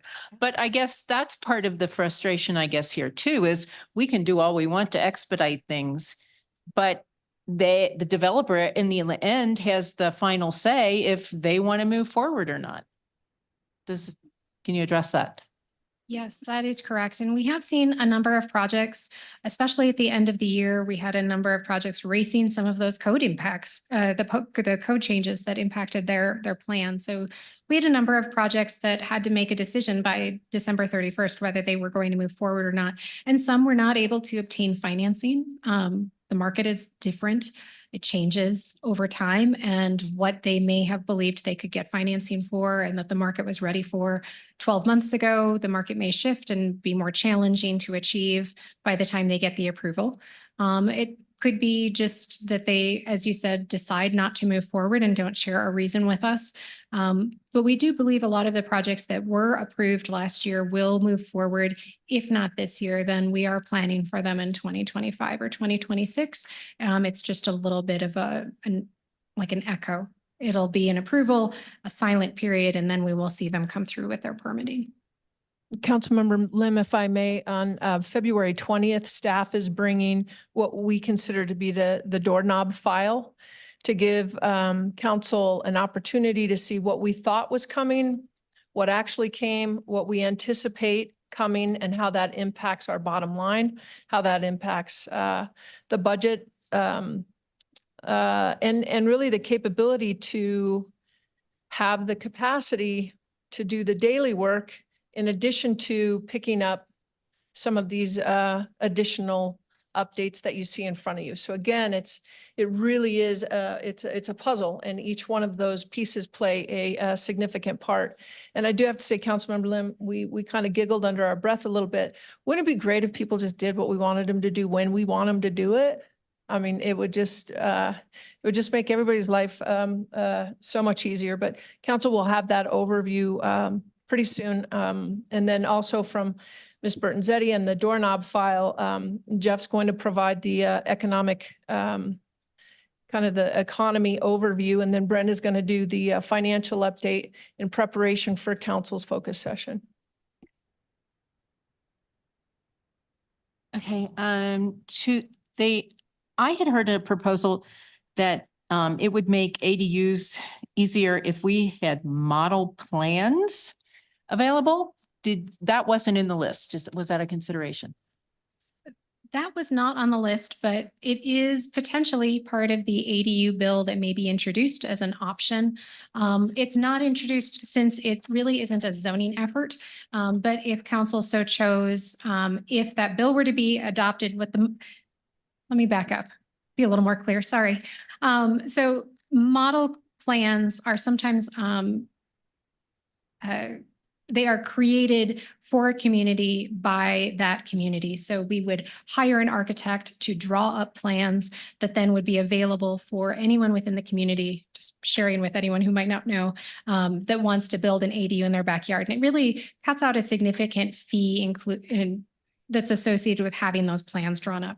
So part of what may be proposed this year is that being an option for helping to expedite ADUs in some communities. And that could be something that we could look at. It really wouldn't be done through zoning. We would do that probably through requesting budget in order to hire a consultant to draw that up and have that brought forward. But it really wouldn't be an adopted plan as part of like a zoning document.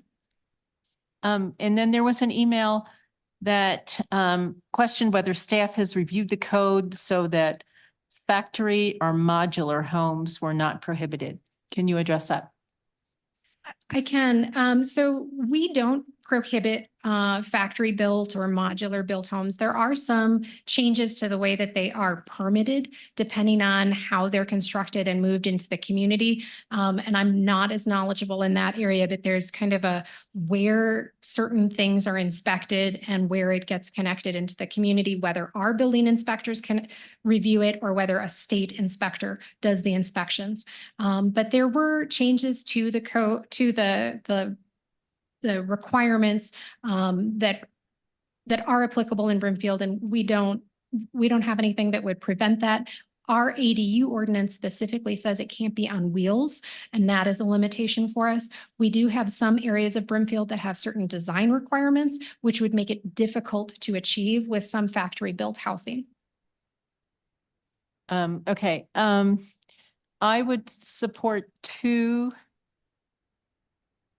discussion of, let's say, discussion of 2, 3, and 4.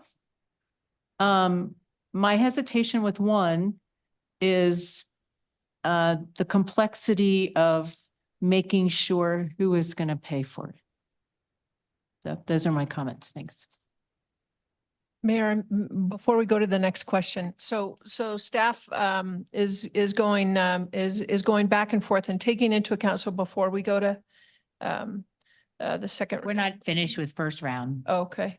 That's okay. Go ahead. Yeah, just to help guide the conversation just a little bit. So taking into account what we've heard thus far, which we're getting ready to hear,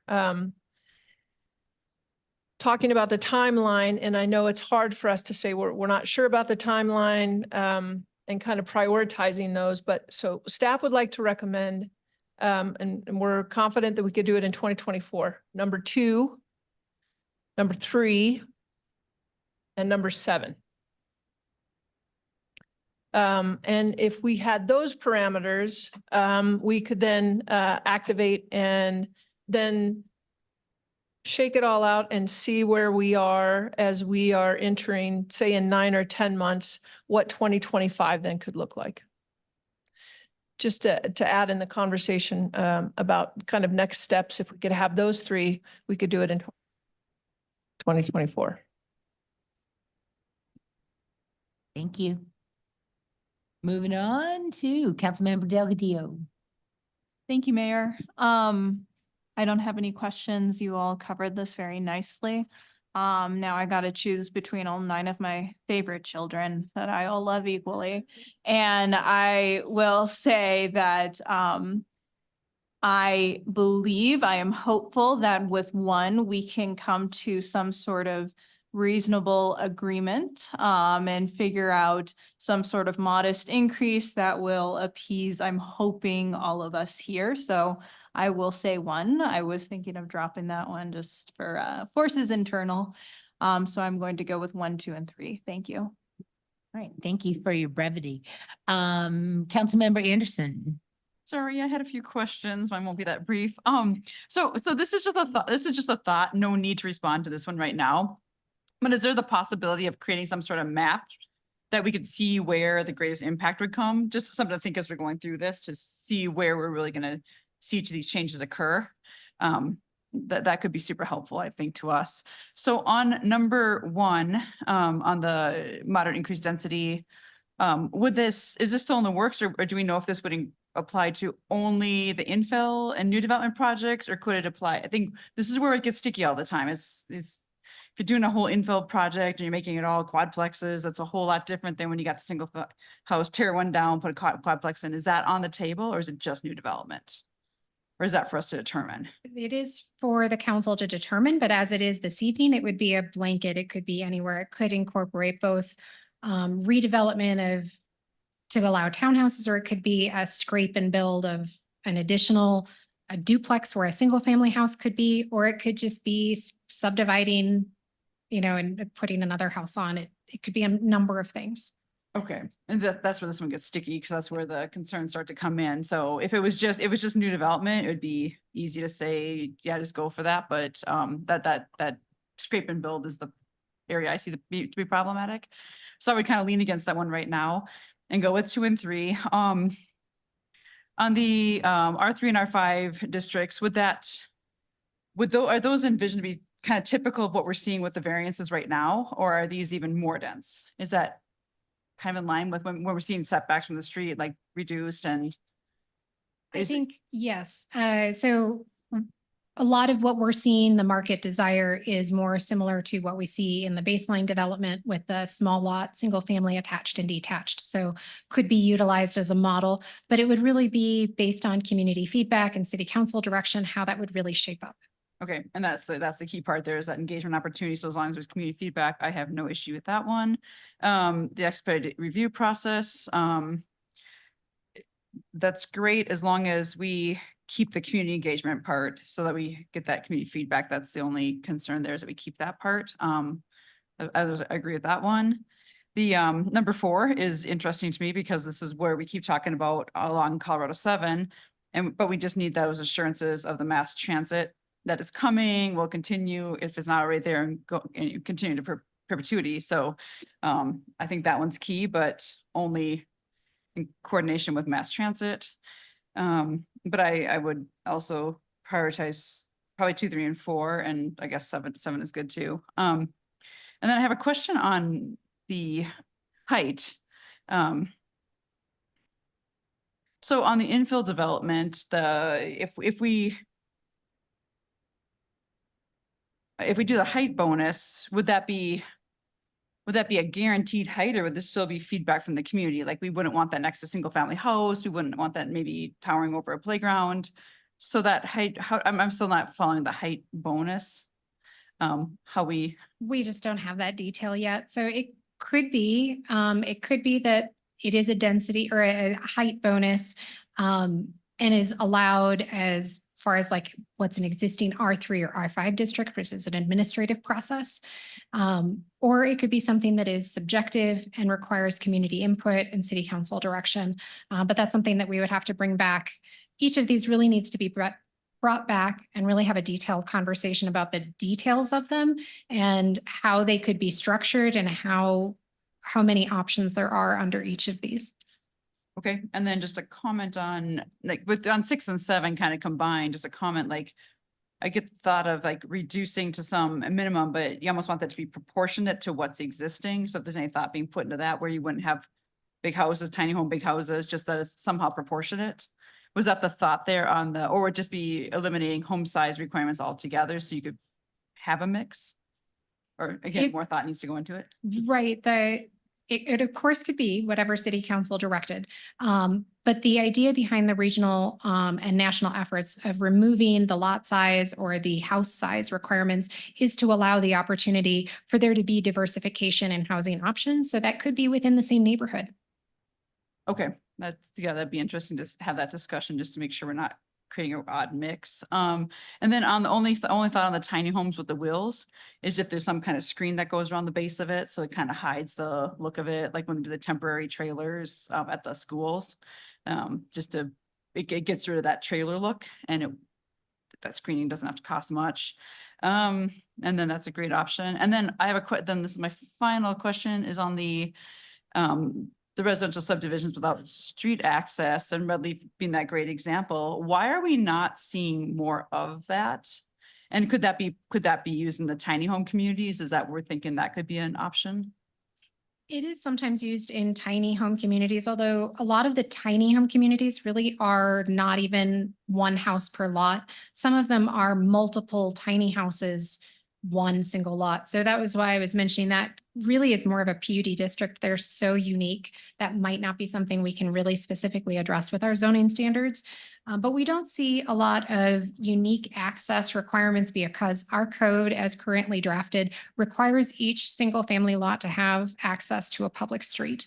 And so the Red Leaf subdivision or other subdivisions that are similar that have a different configuration, they have to seek a variance through the PUD process, through the site development plan process in order to have that unique configuration. Okay, that's all my questions. And yeah, I'd say 2 and 3 and beyond that. Whatever. So thank you. Thank you. Next, we have Councilmember Leslie, who's joining us remotely. Thank you, Mayor. Councilmember, you're welcome. I don't want to micromanage this. I really feel that by selecting some of these items, we're actually limiting rather than opening opportunity. I think staff is more capable than we to decide on various opportunities, what makes the most sense. So I guess maybe the best way for me to say it is I support 1, 2, and 3, but I really, behind that, am supporting the idea that staff use their expertise based on the mission that we've established to increase availability of housing and not get into the details here. Does that make sense, City Manager Hoffman? Thank you, Councilmember Leslie. It does, and we have to have some direction from a prioritization perspective, from a staff level of effort. And so the conversation tonight between timing, having some confidence with what can be produced this year, incremental. While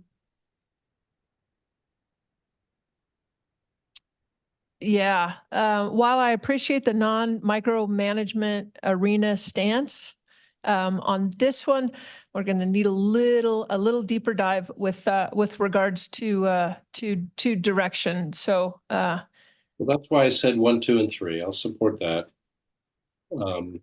But I want the team to be able to discern what is best under whatever the circumstances may be for a particular opportunity, particular project, particularly location, financial issues, all that kind of stuff. I'd rather the team be able to discern what, and then bring back to us what they want to propose. But for me to say, I think 7, 8, and 9 makes sense, I think that's limiting you rather than providing opportunities. And I think that's not where we need to go. So I'll say 1, 2, and 3, if that helps you. All right. Is that it, Councilmember? Yeah, thank you. Thank you. So everybody's spoken once. And I just have one question. Are we going to revisit the ordinance that limits the number of unrelated people in a home? For example, it's 3 unrelated people maximum now, but 2 unmarried couples would not be able to rent a 2-bedroom apartment with that ordinance. That is correct. That is in our code. There are limitations on occupancy. It's very difficult for us to enforce, but it is another one of those topics that's very regionally brought up. A lot of communities are talking about whether it's appropriate to have those types of occupancy limits. It's not identified as one of the 8, but it certainly could be something that city council directs us to look at. Yeah, it just doesn't make sense if you're an unmarried couple and you want to rent a 2-bedroom place with another unmarried couple, it's not allowed. We need to revisit that. Yeah. All right, let's take our 10-minute break before we go into second round. So it is 8:05. We'll be back at 8:15. Thank you.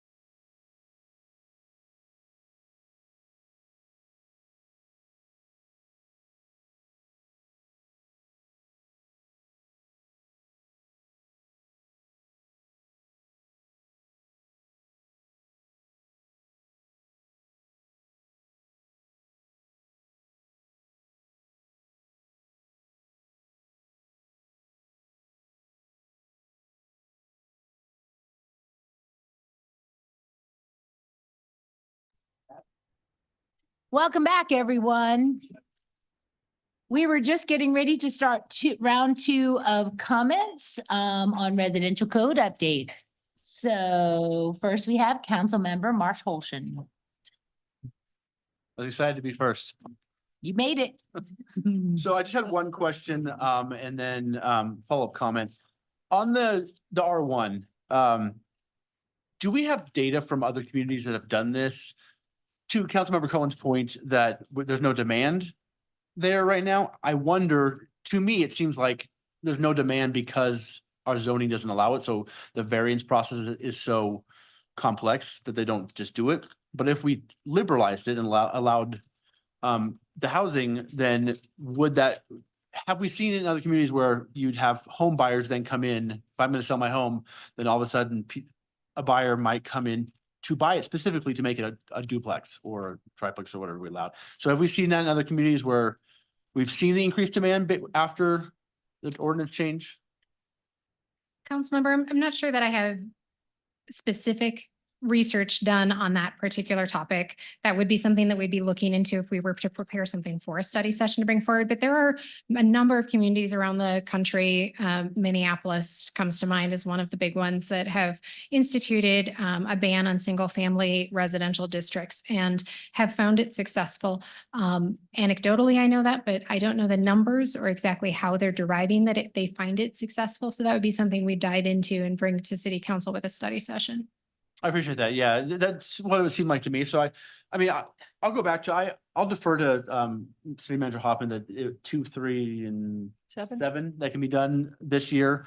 And then I would like to see 1 done, the next step is kind of like what I'm thinking.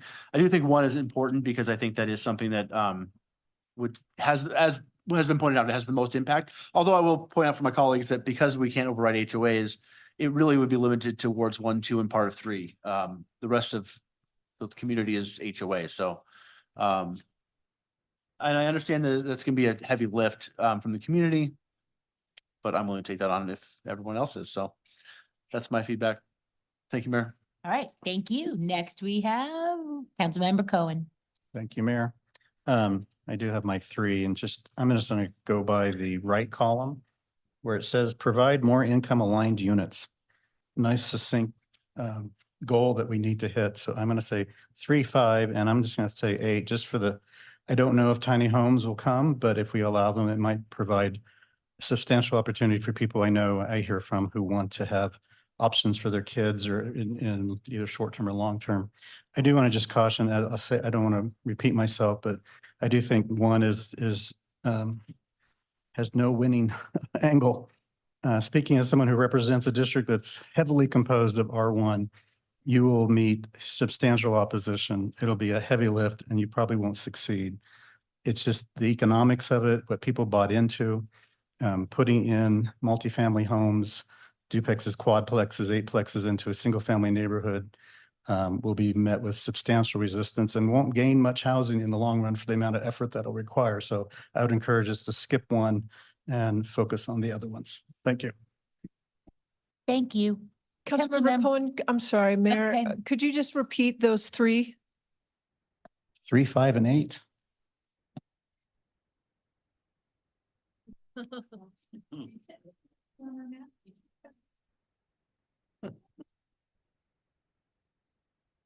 All right, you got it? Councilmember Ward. Thank you, Mayor. Just a couple more questions came to mind. We've been having conversations over the past little over 2 years now that I've been on Broomfield that we have roughly 20% of Broomfield left to develop, quote unquote. Is that still the case? Ms. Bertanzetti and Mr. Romine is here as well. I think largely I would say that's in the last 2 to 3 years is still accurate. Okay. 20% of Broomfield, that's a very small amount for 33 square miles. Are we anticipating seeing more infill and redevelopment as we proceed forward in the coming years? We are. Okay. I ask that because I think to ignore 1, as Councilmember Cohen has indicated, is not good forward planning. And I think it's at the expense of political expediency. We know we're going to have more infill and redevelopment coming forward, and we should have a plan in place on how do we deal with that. And that's going to, in part, be some lots that are traditionally single-family homes might become duplexes, might become triplexes, maybe even quadplexes, who knows? I think the other case in, Mayor Pro Tem, got it right this time. Mayor Pro Tem Schaaf had indicated about school districts, sizes. Currently, school districts across the country, and especially in Boulder Valley where I reside, are seeing decreased school enrollments right now. And that's partially because our fastest growing population is our seniors who have no children. And you have millennials and Gen Zers who are either putting off having families for a longer period of time or not going to have them at all because they can't afford to have them. And so that's going to continue to impact school enrollment. So I wouldn't be quite as concerned about school enrollment. It is something always to consider, but it's not something I'm extremely concerned about. And my time is up. What? Oh, okay. Thank you. Councilmember Anderson. I only need about 5 seconds. I want to second Councilmember Cohen's comments on option 1. I agree wholeheartedly that this is not going to go over well. And so only if that applies to new development and not existing neighborhoods. I stand with 2, 3, and 4. All right, thank you. Any other second round comments? I'm not seeing anyone. Does that give me enough direction, Ms. Burton-Zetti and team? Yes, thank you. I have one of our other planners taking notes, and we'll be compiling the direction that we were given this evening, and we'll be preparing a number of study sessions, it sounds like, to be brought forward. And when we update you, probably in about a year's time or thereabouts, we'll have some of these other work plan items worked into the following years as well. All right, sounds like a plan. Thank you all so much. And thank you, council, for the great discussion. Our final study session item this evening is a discussion regarding the down payment assistance program. Council has a copy of the agenda memorandum, which I'll ask our staff to summarize. Thank you. And this evening, you're going to see a bunch of people move over to the dais.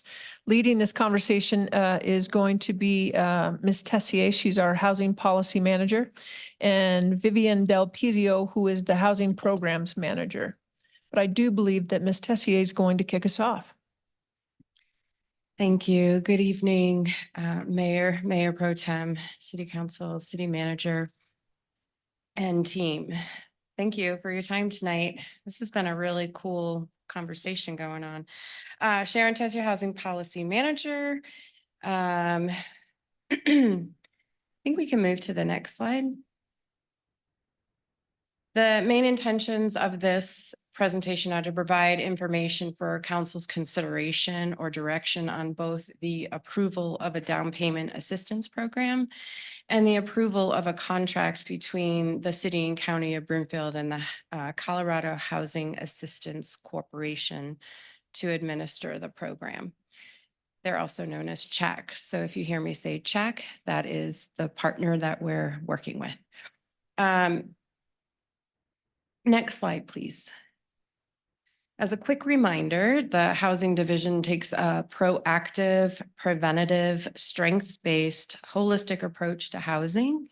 In the community, we have worked with our partners in human services who are responsible for assisting and providing services for those 0 to 60% AMI. The housing, the Broomfield Housing Alliance, who works diligently to bring housing developments for those within the 30 to 60% AMI, as well as the fact that we are swimming in our lanes to balance the work that is being done by other nonprofits who provide rental assistance and to fill in the gaps that we've recognized in both the housing security forms and the housing needs assessments. Since the housing needs update in 2023, we've been actively engaged with finding opportunities to support home ownership for the first time in Broomfield's housing history. We see the program hitting on a multitude of recommendations in the housing needs assessment, including contributing to a diversified housing stock and the fact that this program allows renters who are currently cost burdened by paying rent to achieve some home ownership without cost burdenship of being able to save for the down payment, hence our upstream strengths-based approach. Diversified stock and providing the first-time opportunity for home buyers are the two of the four main reasons we brought this down payment. Next slide, please. The other reasons include council's favorable response to the introduction of a down payment assistance program in the summer of 2023 during the holistic housing update. And then additionally, we are also looking at the possibility of leveraging Prop 123 funds from the Division of Housing. We hope to find out whether or not we get approved in mid-February. Next slide, please. This slide briefly outlines the proposal timing and funding. The Housing Division staff is prepared to launch the program in early 2024 and will utilize $1 million to capture the revenue that is captured from the revenue from the inclusionary housing ordinance in our Housing Division fund. So we put that in place many years ago, and that is the funding that we choose to use. The housing funding, $3 million of that went to the Broomfield Housing Alliance to create their seed money. And then there were $3 million to create other programs for this, or for the city and county housing division. And then that left us with $1 million in reserves. As mentioned earlier, additional funding may come from Prop 123. We are hopeful yet cannot hold our breath. But if we do get more funding from Prop 123, then that means we can use less of our own funds.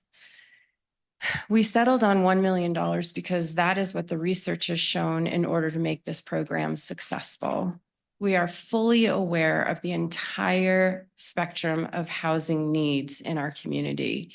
And since our housing division is responsible for 60 to 120% AMI, we deemed it necessary to provide middle income earners an opportunity to achieve long-term home ownership at the same time as providing sustainability to the housing division, as this down payment is considered a loan that will be paid back. Next slide, please. We have 48 townhomes from Grandview at Interlochen and Dillon Point. Grandview is bringing 16 townhomes priced at $405,000, and Dillon Point will have 32 townhomes that will be priced at 80% AMI, which will pair nicely with this down payment assistance program. Next slide, please. The next couple of slides will provide insight into who the housing division chose to administer the program and why. After much research and many conversations, the housing division strategically chose to work with the Colorado Housing Assistance Corporation, CHAC. You see why it's easier to say CHAC? Due to their long-standing history and experience across the Front Range. They have a working relationship in our neighboring communities that include Thornton, Jefferson County, Lakewood, Arapahoe County, as well as the city and county of Denver. This organization has the capacity to provide housing counseling services that can benefit their customers and meet potential home buyers where they're at in their buying process. We are confident that CHAC has both the experience, expertise, and resources to support Broomfield's down payment assistance goal of being successful. Next slide, please. The parameters of the down payment assistance program are as followed. Keep in mind, this is a loan, not a grant. We expect to see a return on the loans we provide to home buyers. Overall, this is a sustainable funding program. It's a 30-year repayable deferred interest loan with 2% interest due upon the following reasons, either the loan expiration, which is 30 years, the sale or the transfer of their home, or at the home buyer's request if they want it before these 3 reasons. Loans are calculated at 6% of the purchase price, up to $50,000 per eligible household, whichever is less. Home buyers are required to provide at least $2,500 at closing to receive the assistance.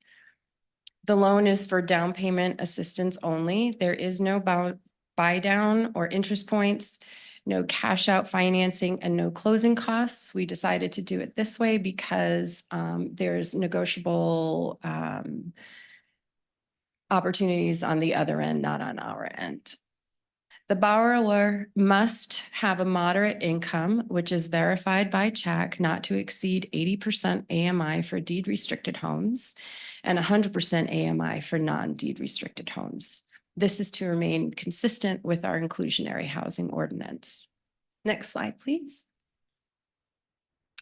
We wanted to make this program available for current Broomfield residents as well as those wanting to call Broomfield home. That is why we're not making the program exclusive to first-time home buyers, but wanted to include couples who or individuals who are retired and whose income at retirement will reflect the 80% AMI, those who have separated or divorced, those fleeing domestic violence, and for those who need to downsize due to medical reasons for anyone in their family. Since the new income limits do not typically get posted until April or May of the following of your current year, we are utilizing the 2023 income limits that you see here on the bottom of this slide that shows you, what a typical 80% AMI or 100% AMI Broomfield person would be expecting to fall under in their AMI. And this is who the program is intended for. Okay, next slide, please. The establishment of the program will ensue if council indicates approval for this program. If council does approve, a resolution will be brought forth for council consideration and additional funds will be added to the forthcoming 2024 budget amendments. And as with all programs, there's an annual budget appropriation for approval by City Council, and this program would be evaluated annually to determine whether or not to continue. Next slide, please. Financial considerations, you'll see this in next week's because this is where we will bring this for your financial consideration next week. $1 million for the program on January 23rd, 2024, with a note stating that the housing development funds are not currently budgeted for 2024 for this proposed program. And to be completely transparent and for the completeness of the budget processes, if council approves this resolution, staff will evaluate current approved 2024 appropriations to determine if a reallocation of existing budgets can be completed prior to requesting an additional budget amendment through additional appropriations. A long-winded way to say we are following finances, processes in order to make this program successful. And next slide. And this will be the final slide. I'm just keeping out, and I want to keep these up here for you. The first, staff is, just a reminder, we're seeking direction on 2 things. The first is the establishment and implementation of a down payment assistance program. And the second is to proceed with a contract between the city and county of Broomfield and CHEC.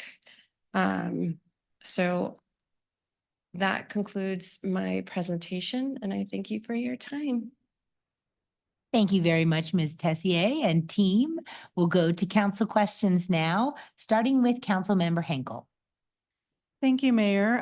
Thank you, Ms. Tessier. I appreciate your presentation and I am fully on board with this. This is actually something that I wanted to move forward this year anyway, and I was excited to even put that on my mailers to be reelected. So I do think that this really hits a good portion of our population that needs that assistance.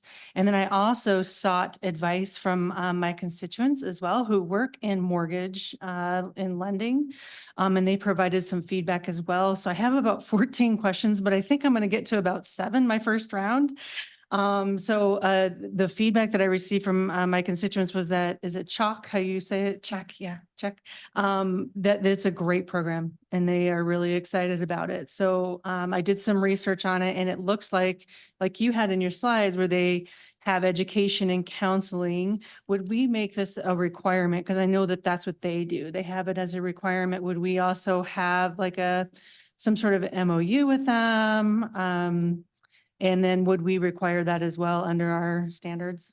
The way we have it set up is that they would meet the home buyers where they're at. And if they don't need the education, they're not going to be forced to take the education, right? Okay. So there's a bunch of questions that CHEck will ask and go through.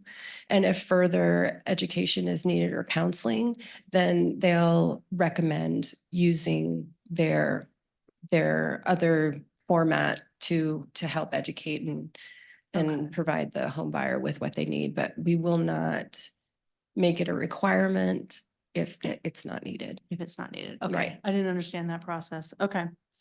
And then just a question about the deed restricted homes. We know that deed restriction is really good in the fact that when you're buying a home, it really makes sure that when you're selling it again, you stay at that income level, right? So deed restriction, restriction also means that you might not make a lot of money when you sell the home. So can you kind of walk me through, would they be able to pay off this loan if they sell it on a deed restricted home? Are there any sort of, roadblocks or speed bumps with that, do you think? No, thank you for that question. That's a really great question. We've thought about that as well. So with each year that someone is in their deed restricted home, they can earn 3.5% of the interest in the home. Now, they needed to qualify and be at 80% AMI upon moving into this home. So this would give them the opportunity to actually make more money. And if they wanted to move out of this home, save up enough money for a down payment on their next home.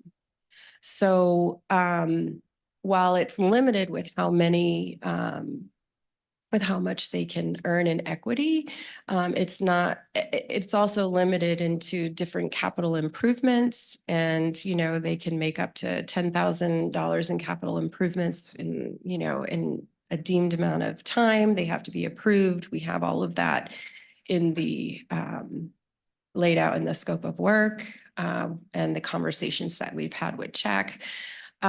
So we don't see it as being a problem at all. Okay. Okay. I just want to make sure.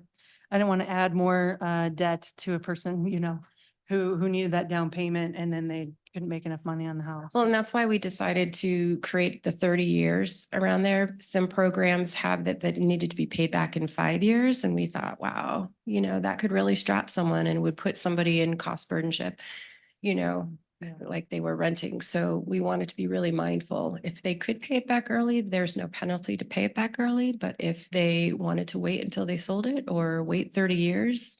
Mm-hmm. Okay. Yeah. Yeah, that was my other question, talking about a prepayment penalty. How much would it cost then to administer the 25 households that we're talking about? And if we were to use Prop $123, how much of that would go towards the administration, or are they administering it on their own through their own grant program, or how's that sort of lay out? Or yeah, that'll be interesting because the way we have it set up right now is that the Broomfield Housing Fund is the funding mechanism, and we have $1 million for the entire program Currently, we have it set aside where 10% of the amount, so $100,000 would be for administrative cost. Okay. And so they would be paid a flat fee every month to administer the program and then paid an additional fee for every time they sold a home because they're doing more work at that point and need a little bit more compensation for every time they sell the home to a home buyer. So remind me of your question one more time. Yeah, I just wanted to know, it sounds like we are paying for the administration. No. Well, yes, we are. And if Prop 123 were involved, we would have to take a look to make sure that our program aligns with the down payment assistance program of Prop 123. Okay. And so there, you might see some form of changes taking place. I know that our deed restricted homes are our deed restricted homes. We can't really change so much, you know, with that. So, I mean, there's a lot of flexibility. We could maybe use the Prop 123 funds for the non-deed restricted homes or the deed restricted homes, whichever one they fit more, you know, are more in line In with. alignment with the Yeah. law. Okay, Yeah. that makes sense. Another thing too is that, you know, when we talk about seniors downsizing, sometimes they sort of right size. So instead of having a 2-level or a 3-level, they want to go to 1 level. So I just want to make sure how we're defining what downsizing mean. It could mean that they're moving into a ranch, or maybe they're moving to be closer to their family to have more assistance. So what does that look like and how are we going to define that? Are we right sizing? Are we downsizing? I love the term right sizing, actually. I mean, that's really dependent on the home buyer. And again, they have to meet the qualifications of our program. So if they're in retirement and they are at 80% AMI, then they meet those requirements to purchase one of these homes. Okay. The only assets we don't include are retirement assets. When we They're not income including verify. those retirement assets? Okay, that's good to know. Okay, and then you answered my question about a payoff penalty. There is none, which is great. I also will provide feedback and I'm gonna go a second round with my other questions after everyone else goes, but this is my last question for this round. I guess it's not really a question. I just think we need to require it to be owner occupied. Is that Absolutely. going to be a requirement? Because I don't Yes. want a developer coming in here. That's right. I've heard of Amazon coming in and Yeah. like buying swaths of homes and I'm like, great. Now These we have to be owner occupied. Okay, Yes, perfect. That's thank it you. for now. I'll go second round next time. Thank you. Thank you. Next is Councilmember Cohen. Thank you, Mayor. One question I wanted to ask you, I'm sure you saw the email from a distinguished member of this community who Yes. serves the homeless and the people who are more close to poverty level. And I guess the premise or the assumption was that we can't do both. Could you just address that in terms of, are we taking funds away from homeless services by We are not. investing in this program? We are not. Do you want me to elaborate? Simple, yeah. Yes, so I think one of the terms that in our housing security forums that we use is swimming in our own lane.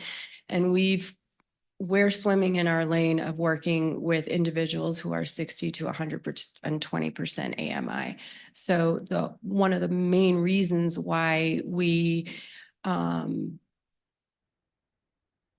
have diversified basically as a city and county is that we've created the Broomfield Housing Alliance, which will develop our 30 to 60% AMI homes. And then whereas some of our nonprofits really focus on rental assistance, we're not in the business of rental assistance. We are in the business of creating home ownership and providing other programs that assist homeowners and renters and those who are typically underserved. But we also have a great partner in BHA that will help us create that and will help create meeting the needs of the entire housing secure spectrum. Perfect, thank you. You're And I imagine the 80%, just to clarify, the 80% level is, there really aren't any homes affordable, someone who's at 60. That is Correct. correct. So it needs to be at that level. And we'd obviously, since it's new, don't know whether we'll have 10 applicants or 100 applicants. We're hoping for at least 48. With our townhomes coming in. I mean, but it will depend on, Is it going to be first come, first serve, or are there other parameters, or is there any ideas? Some programs I think give points to a veteran or a public servant like teachers or someone in a needed industry, nurses or firefighters, police officers, et cetera. we decided not to limit or exclude anyone from entering into home ownership. I think a community can benefit from a first come, first serve basis. We have to follow fair housing. And so we will absolutely do that. We have to follow income verification. We will absolutely do that. I'll just stop there. Thank you very much. You're welcome. Thank you, Mayor. All right, thank you. Next is Councilmember Lim. I'm going to follow up first of all on the question from the esteemed nonprofit leader, because I did follow up with her quickly when she emailed her questions late. But I mean, so you're saying there is no way we can use these inclusionary housing funds for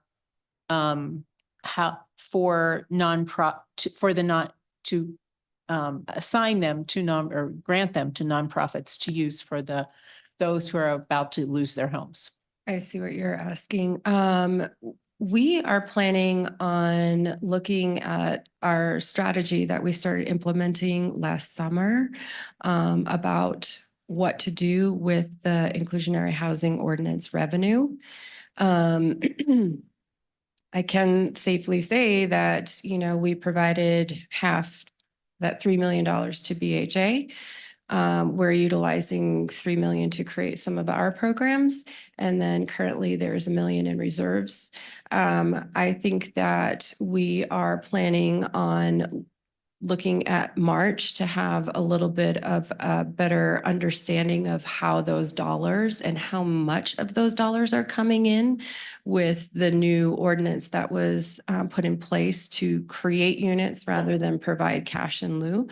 So there's a lot to determine. We're not saying no, they're not going to go to other housing needs.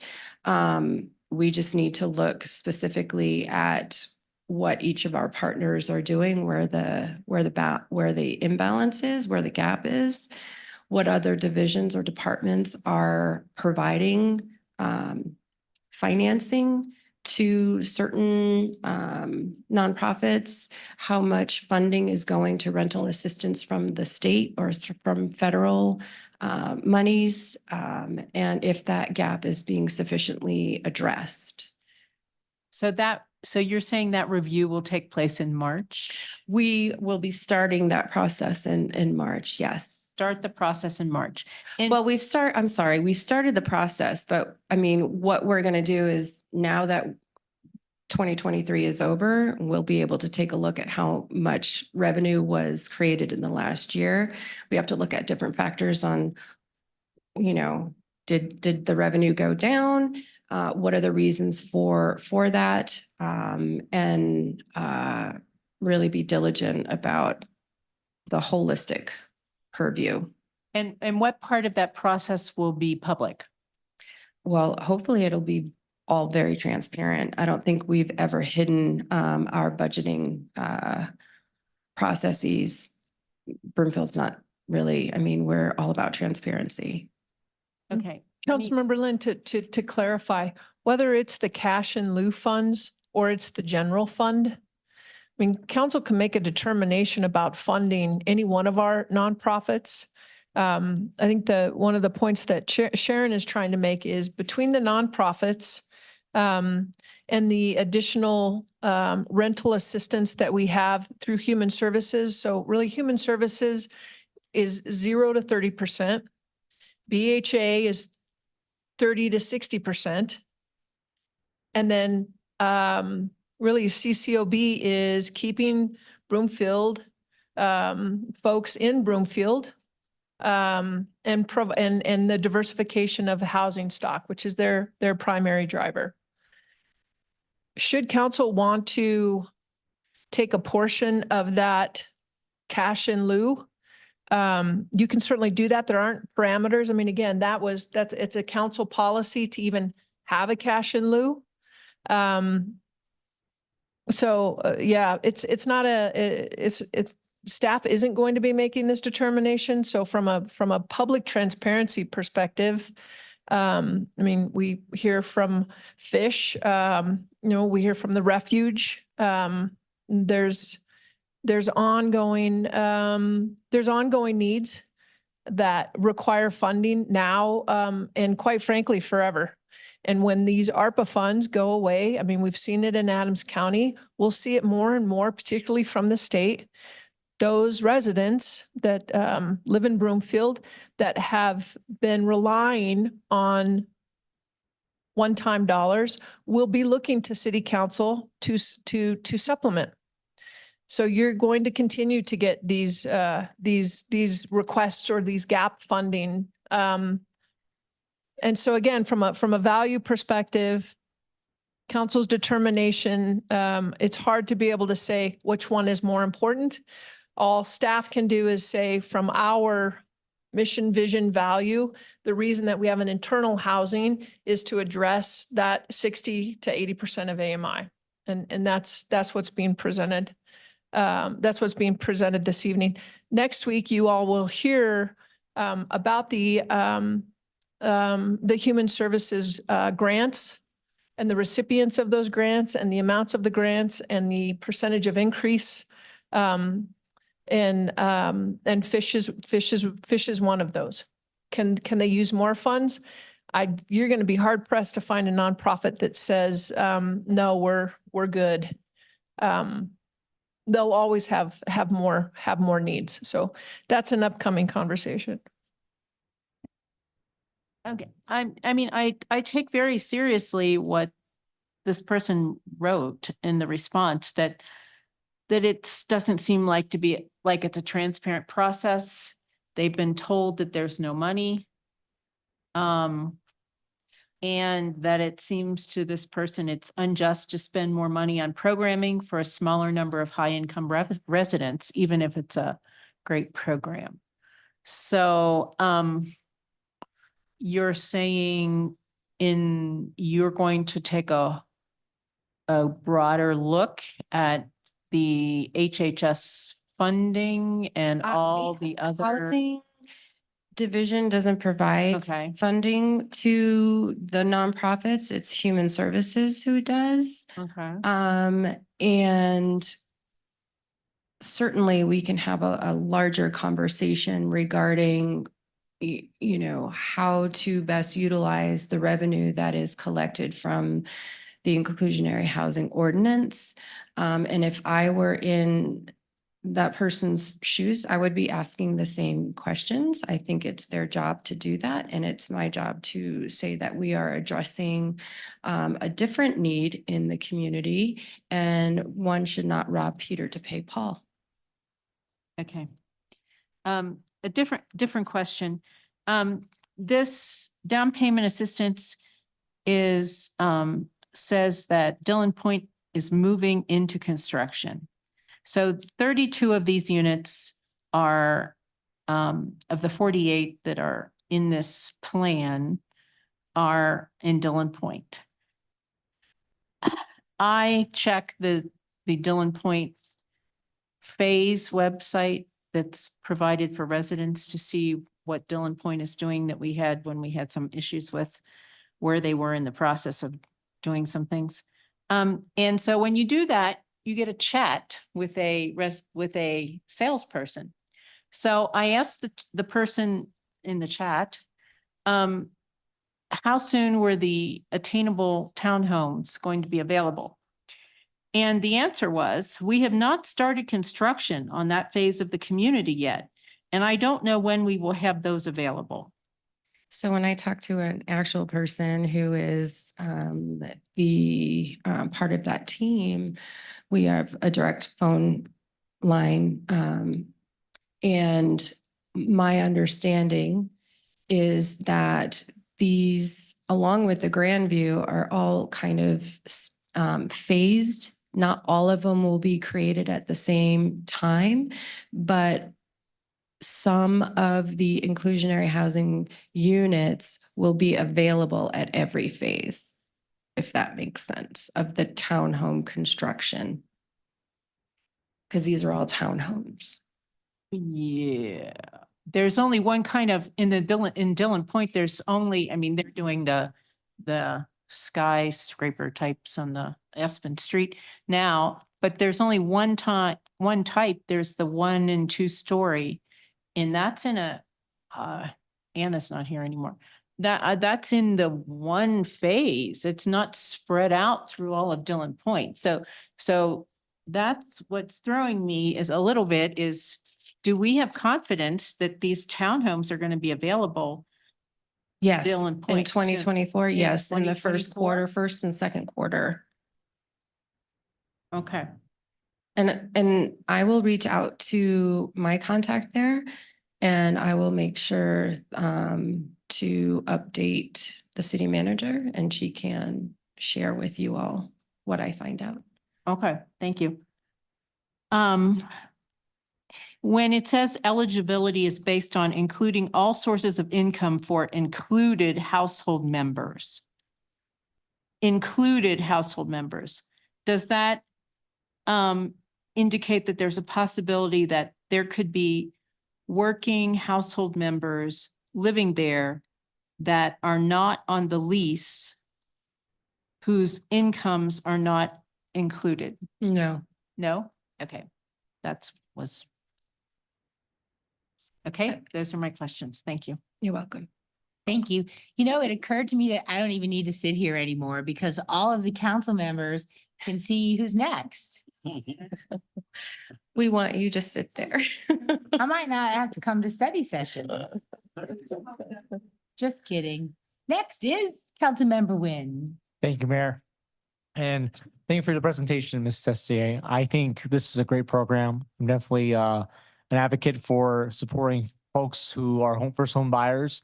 For myself, I was a first home buyer a couple of years ago in Broomfield, and I would have loved to have an opportunity for this program. So I guess my question is, seeing that it is very likely that we're going to see interest rates cut this year, and there's going to be a flood of folks wanting to buy homes, and you know they're probably going to be looking for sources of income. This program, you said that about 48 applicants would be likely to have access. Would be to it? ideal for us because we have those 48 inclusionary housing ordinance townhomes that are coming in. However, if there are some that are not deed restricted that are on the market that are at 650 and below, then sure, bring it on. Okay. Yeah. So I guess my next question is, I know we're looking for, this is going to be available in 2024. What's it look like? Going to look like 2025 or 6? Because we want to support sustainable support as well. And, we just had a conversation about more units and more housing in the future. So what would that look like in the future?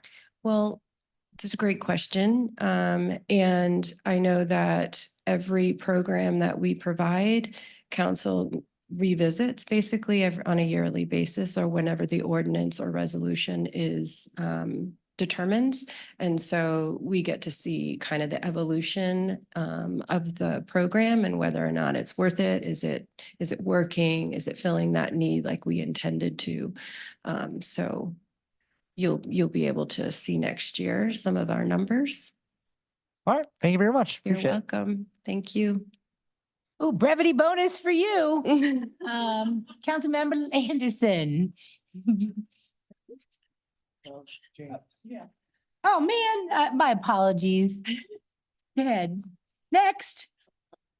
I was just gonna have a comment, but now I have questions, so you mentioned the deed restricted, but so this is open, these will be open to any home, right? Whether they're deed restricted or not? Well, it's open to 100% of the AMI of the home buyer. Okay, so that, Right. so the likelihood of them qualifying for a higher house would be limited. Okay. That's right. That makes sense. And then the question I have is on the income for seniors. How are we determining their income levels? For example, if they're retiring and they don't have a paycheck anymore, but they have retirement assets, how does that look like as far as?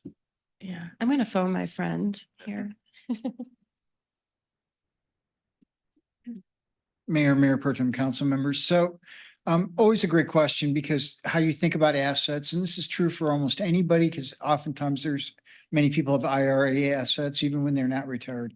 So the way you go through the calculations is what the liquid income is that's coming from that asset. So rather than asking a senior who's retired and says, we'll say has $400,000 in an IRA or whatever, to pull out all of that money and then not have any money to live on afterwards. This is really about the income stream that be coming through that, and that's part of the qualification aspect. So that income is the same for whether you are retired or not retired.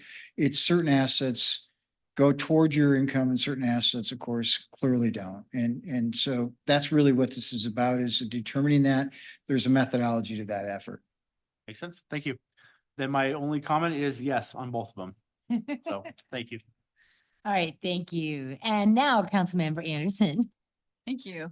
So I just want to, go back to where Councilmember Lim was and these concerns that are being raised regarding the allocation of money to homeownership for residents at the 80% to 100% AMI versus keeping residents with the roof over their head. And as she put it, was utilized to prioritize programs that help low-income residents stabilize in existing housing. I think that's a conversation that this is a lot of money, $1 million. And here's my concern with $1 million. It's not just a one-time, this could be a one-year program, as mentioned in the, is what it sounded like. But if we're really going to do justice to this program and not just give this amazing program to 1 year's worth of residents and keep this going, that's $1 million every year. Because do you have an estimate of how many years down the road it would take to make this self-sufficient, where the money coming back in as the loans are repaid starts to replenish that fund? Is that 10 or 15 years, or is that, do we know?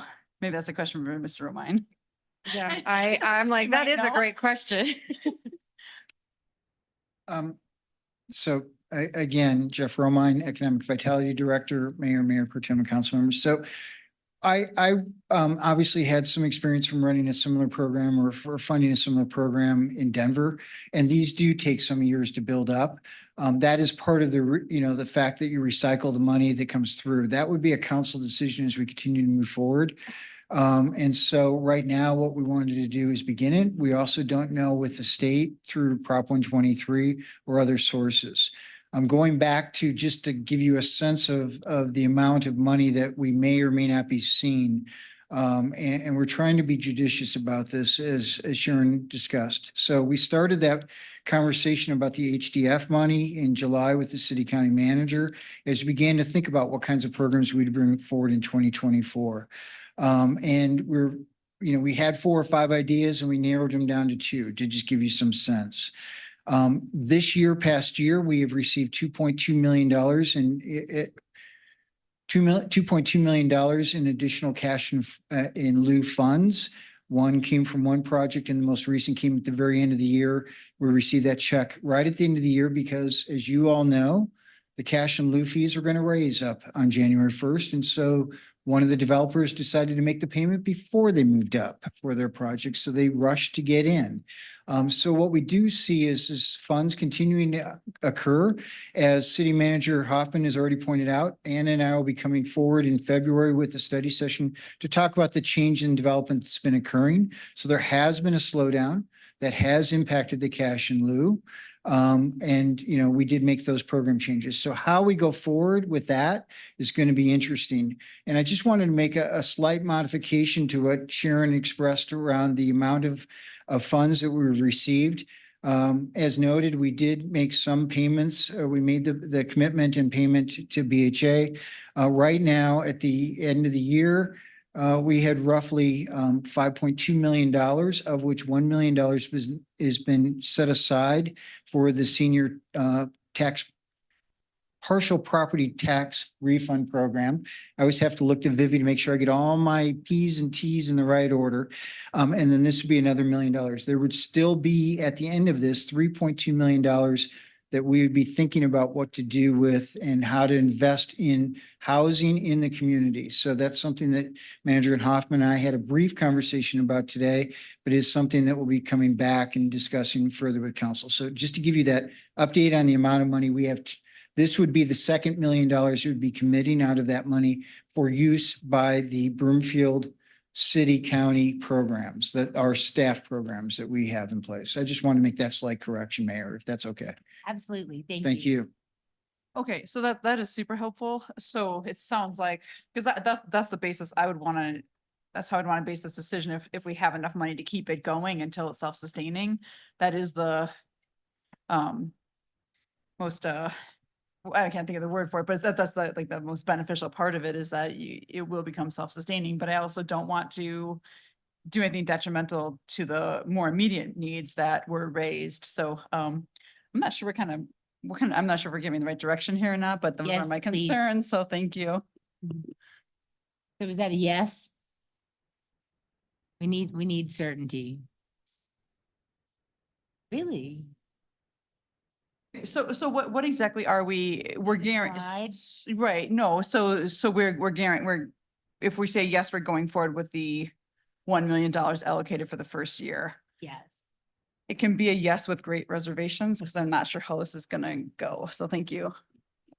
Thank you, council member. Next is Mayor Pro Tem.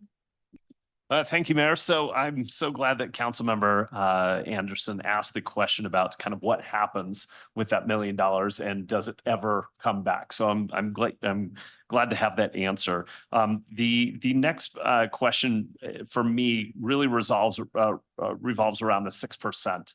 So I've heard that a lot of times when a home buyer is going to purchase a home, they put down 20%. So I'm curious why just 6% would be needed along with that, what, $2,500 or so for a down payment? That's a great question. Thank you, Mayor Pro Tem. We were looking at other programs around the region, and we also knew that we had limited funds and we wanted to get the most bang for our buck. And after conversations with CHAC, who've been doing this for 40 years, they thought that the 6% was a very generous offer. And they typically work with 4%. So we are kind of raising the bar a little bit on down payment assistance when you factor in all of the costs that have gone up with home ownership. So we decided to, and this doesn't prevent someone from also putting 6% of their own money on a down payment. So they get closer to buying off of their PMI or their private mortgage insurance. So he's going to interject. Just because, so you're right. The goal is oftentimes for people to put down 20%. Obviously, you can put down 40% or something like that. Several federal programs that people oftentimes use as first-time home buyers or FHA and other programs like that, where you only have to put down 3 to 5%. And what you end up doing when that happens is, and this is what Sharon was, thank you.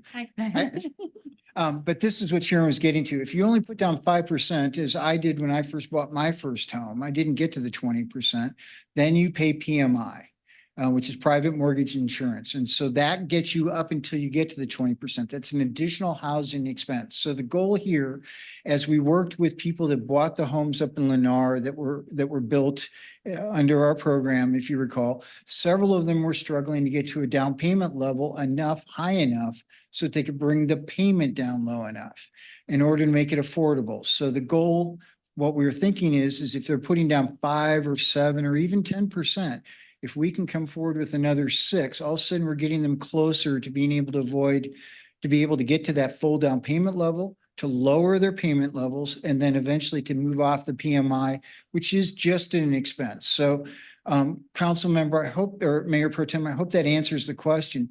The goal is to get to 20%. That's oftentimes what you look for, but oftentimes for first-time home buyers, they use FHA funding, and that will be a 5% down payment. So I think that between what Sharon and I did answers your question.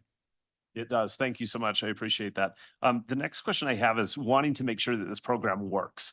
So sometimes there are lenders that won't work with this. I assume that these two developments that you've outlined in this council memo are going to work with this program. So do we have a list of preferred lenders that would work with this down payment assistance program, or are we just kind of putting people out to the general market? We do, Okay. yeah. We work with the lenders that Check works with. There are some local branches here. Thanks. And then one more question I have is there a residency requirement for this program? Is there a requirement that somebody that's going to participate in this program has been a resident in Broomfield for so many years? What we have to do is follow fair housing. If we make priorities, we have to ensure that we're following fair housing, the federal and laws.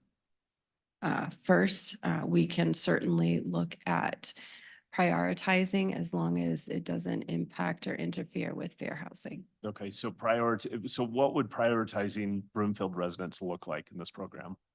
Well, you have it in the inclusionary housing ordinance, which we might need to take back to council. Currently, it's first priority to people living and working in Broomfield. The second priority is those living in Broomfield. The third priority is those working in Broomfield, and the fourth is whomever else. Okay, so this program would follow those same kind of requirements within that prioritization.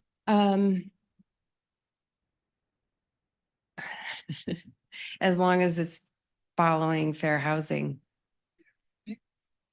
And I apologize. Sharon and I have been talking a lot today and I'm just working through some of these, but we can do what's called affirmative marketing or kind of, and which is how we get to that. So fair housing requires you to be equal to everybody, but you can market to some and do that in a very proactive way. So that's the method in which we achieve those three priorities that Sharon talked about, is by marketing the program and sharing it. And we did that same thing when the Lennar homes came available. It's something that we have been working with Grandview and would work with Dillon Point as they come available, is for them to affirmatively market forward into the community. And that does meet the requirements and guidelines of federal fair housing law. Okay. And then I would assume there's no penalty for early payment. I think that you mentioned that. Okay. I think that the Broomfield residency piece kind of gives me some pause, just because I know that there's folks in Broomfield that could utilize this program, and maybe that's where the proactive marketing would help. But it does give me some pause just in terms of like, you know, we have a limited stock, we have a limited amount of dollars for this program. And I want to make sure that, you know, those Broomfield families, Broomfield individuals are utilizing this program. That's why our communications department, we just sat down with them today to work out our marketing plan for all of our programs that will reach as many Broomfield residents as we possibly can. Okay. Yes, in addition to the marketing that the administrator of the program will also do. So we really want to hit Broomfield hard, looking at bus ads, looking at, you know, whatever it takes to make sure that we ensure that every Broomfield resident knows of our program, not 2 years later, like, what, we had this program? So. Okay. All right. Well, thank you so much for bringing this program to us. Thank you, Mayor Pro Tem. All And your right, hair so- looks great, by the way, Oh, thanks. or your lack thereof. That's right. So before I move on, I wanted to go to Ms. Rogers to clarify one of Councilmember Anderson's questions about the process. So the discussion tonight, as Ms. Tessier has been indicating, is just a discussion on the concept, and is there general support, and what would you like to see changed? There is an actual formal vote on this program and the agreement, which will take place next week at the public meeting on the 23rd. So your direction tonight doesn't lock you in anyway. If you have yes with reservations, no with reservations. So this is all great feedback for Ms. Tessier and Mr. Romine to hear.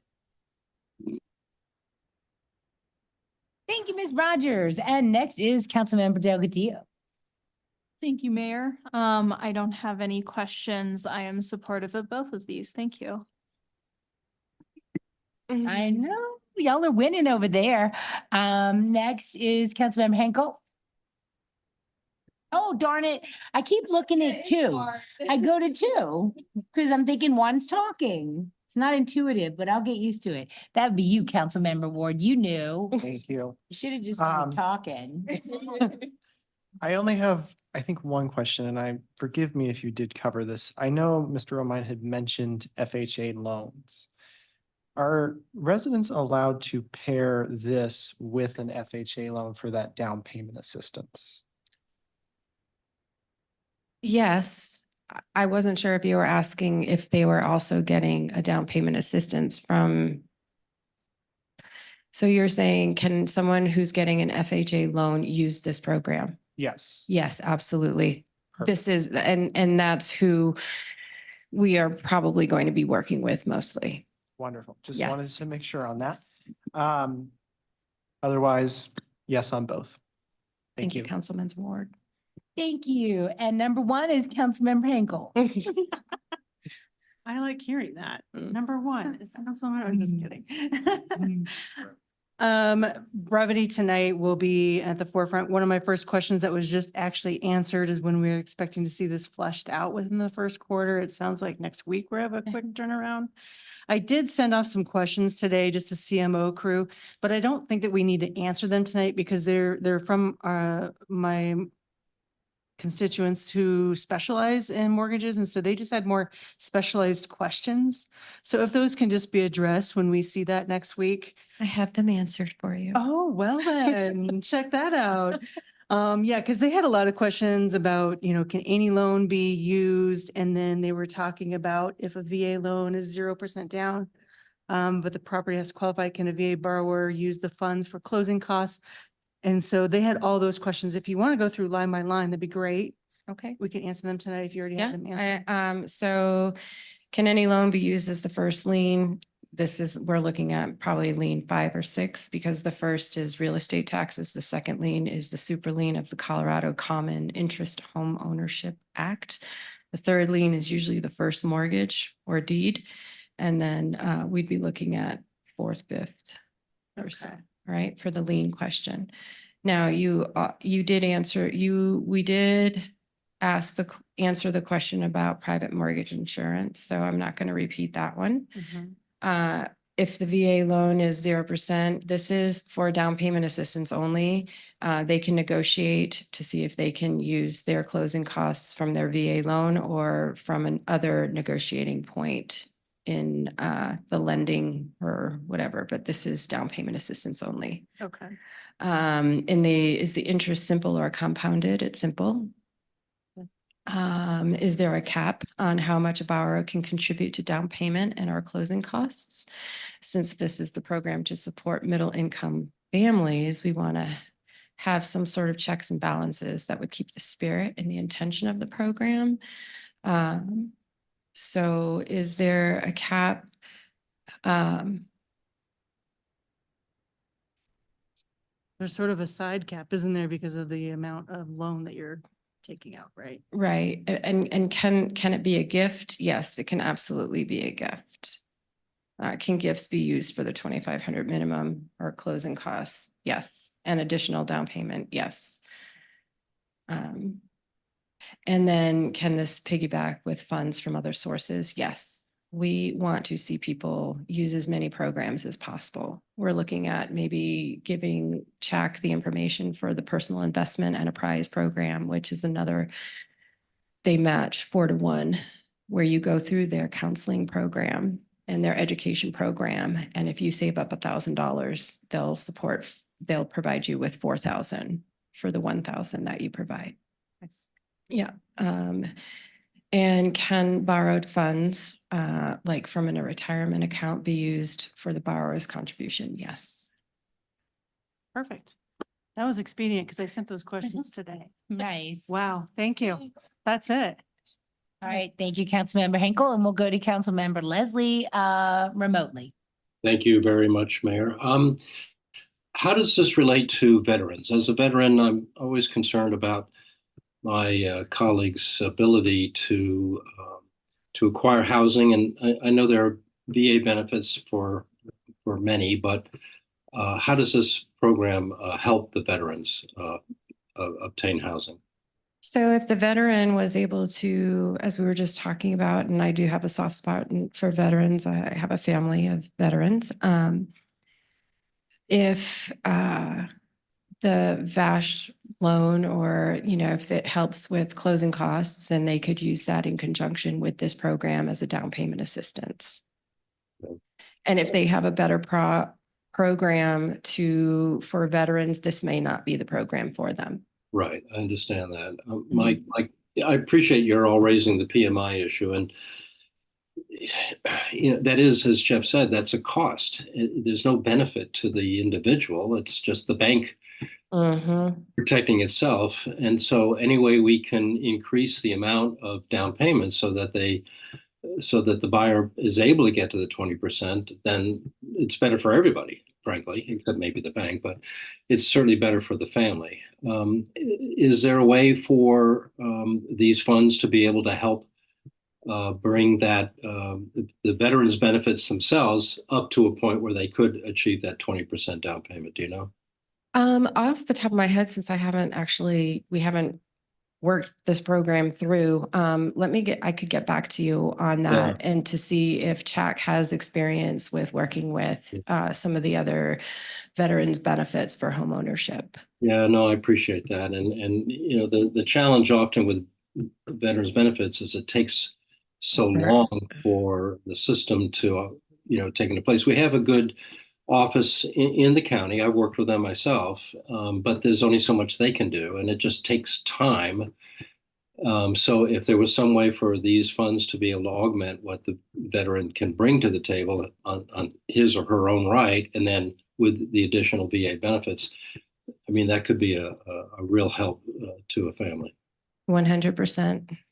Okay, thank you.